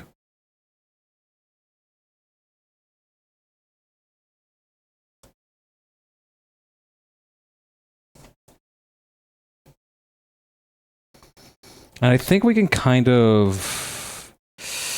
Okay, no, it might be a little bit... Wait, no, actually, hang on. I have an idea for how to hide the issue that I have with the shoulder. The easiest way to solve a problem is to make it go away. There, if this way, we can make it look... We can make it look like it's just foreshortening and the actual part of the shoulder is right around here. We'll need to adjust some bits of it, but that should be more than manageable. Certainly more manageable than reworking the entire shoulder. All things considered.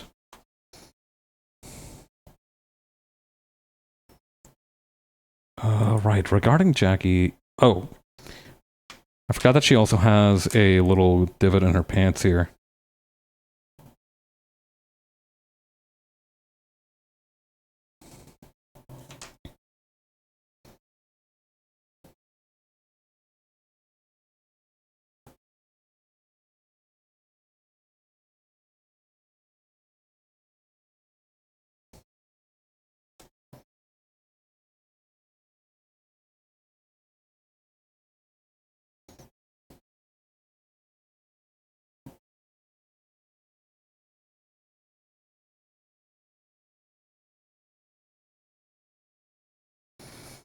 Okay.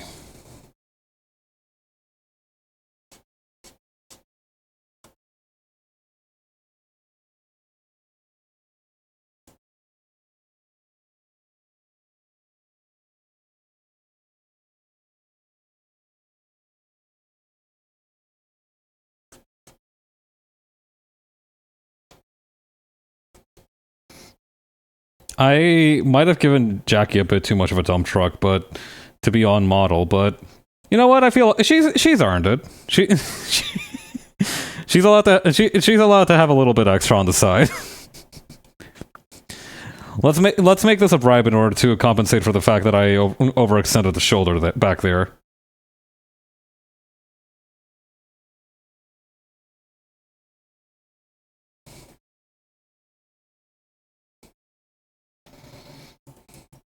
That happens sometimes, doesn't it? You accidentally give the characters, you know, just by a freak chance and accident, you give the character way too much junk in the trunk. I don't know. For me, I think it's because I still don't fully understand how legs work.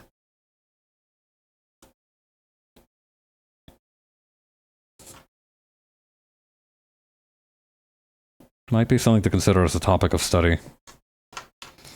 Bid more dip on the chip ain't never hurt no one. That's the spirit. That's the spirit.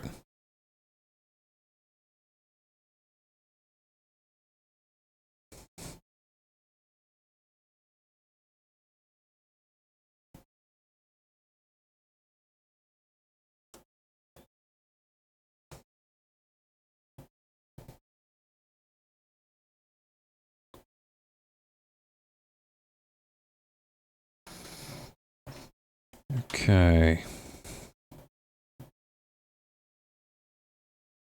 And then I think aside from those two streaks of colored hair, she has basically uniformly black hair all over her head.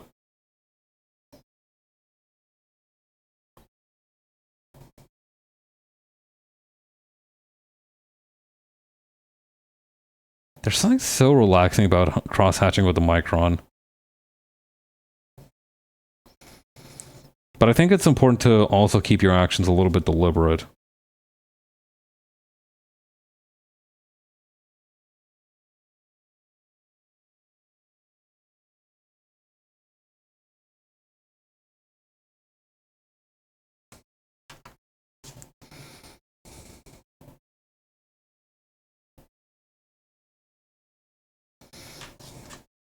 Gonna have to do something about this section here, too. I gave her, like, a weird... I was talking about this earlier. Her ponytail looks a little bit like a chicken wing, and I'm gonna need to do something about that. Like, even just getting rid of that one line makes it a lot better. Like, significantly.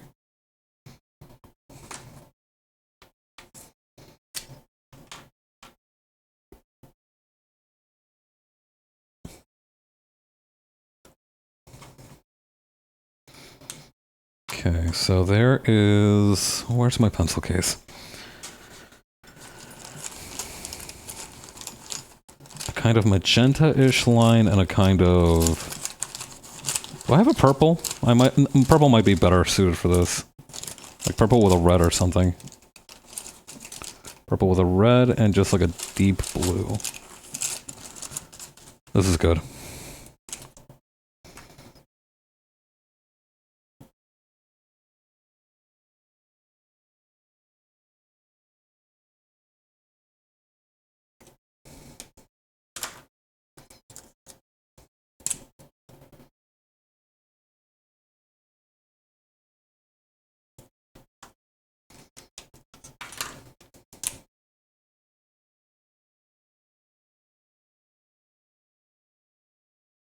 I think this marker is dry.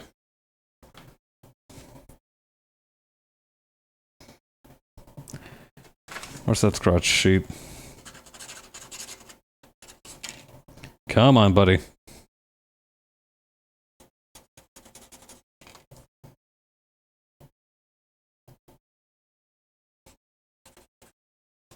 Yeah, no, that is just that is giving nothing. All right, maybe it'll work another day, but for right now, this should be sufficient. You know, once the part here dries, and we can work on that ponytail a little more.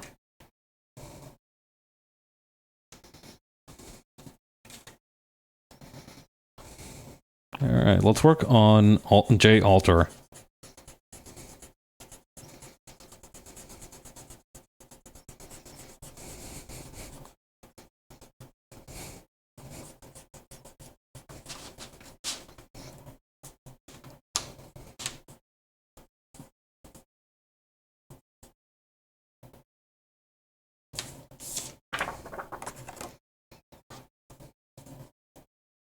Okay. So I'm thinking like this blue marker for the hair would probably be the best.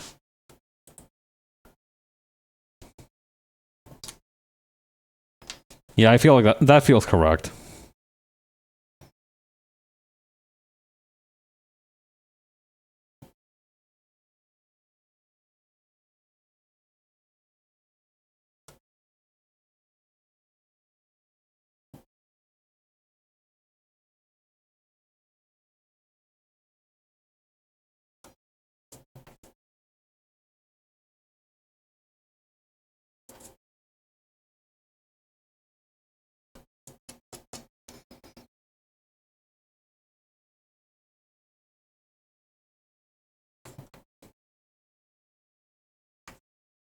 Okay, then over here.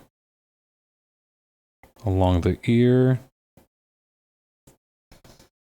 And I think the left arm and the... No, wait, this would be the right arm.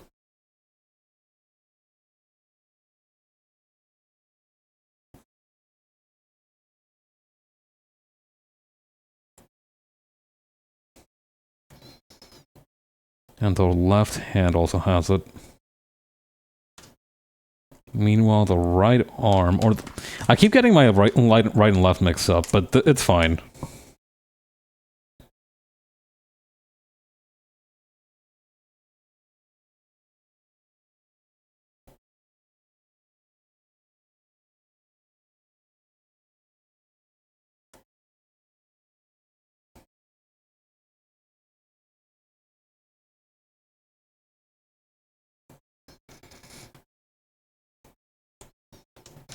I might have to leave the main suit as is.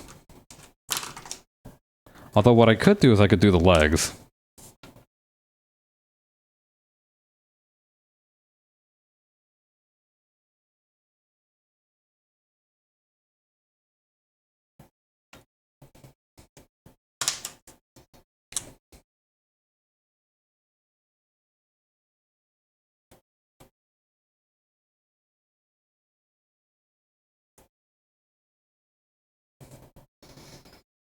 Oh yeah, and the logo as well, I suppose.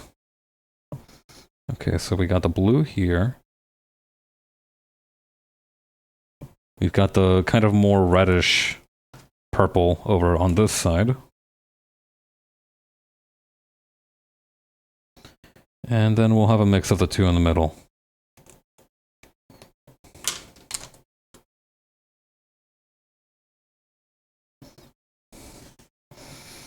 Okay. And actually maybe one more thing. We could have a just a tiny dab of blue on the top of the lip. But yeah, I think that should do it. Alright. The ink is dry, everything is ready. I can now do the prophesied money spread of the index cards. Oh wait, no, actually, no. We do still need one more thing on Jackie. The prophecy needs to hold its horses for just a little longer.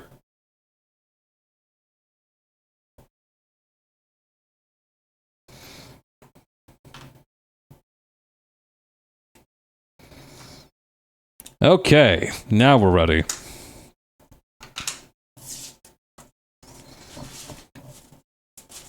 Okay, I'll admit I don't have enough money to normally do a money spread, so this one's going to be rather amateurish.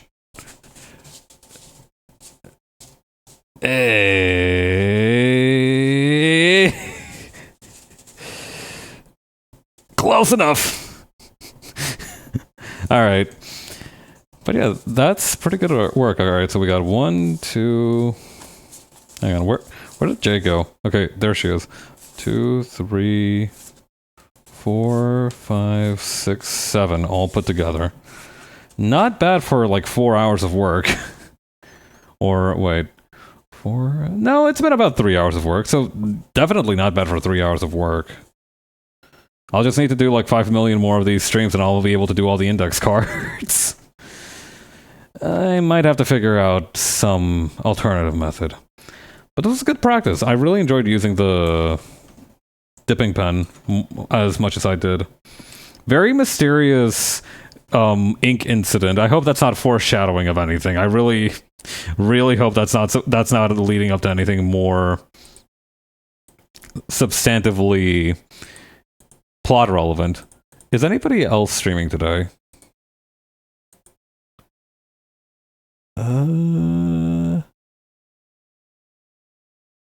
I think I'm just gonna end things here, to be honest. Alright. Good work, everyone. I hope you have a good weekend. Happy Friday tomorrow. Enjoy that, and I will see you all next time. Talk to you later. Bye.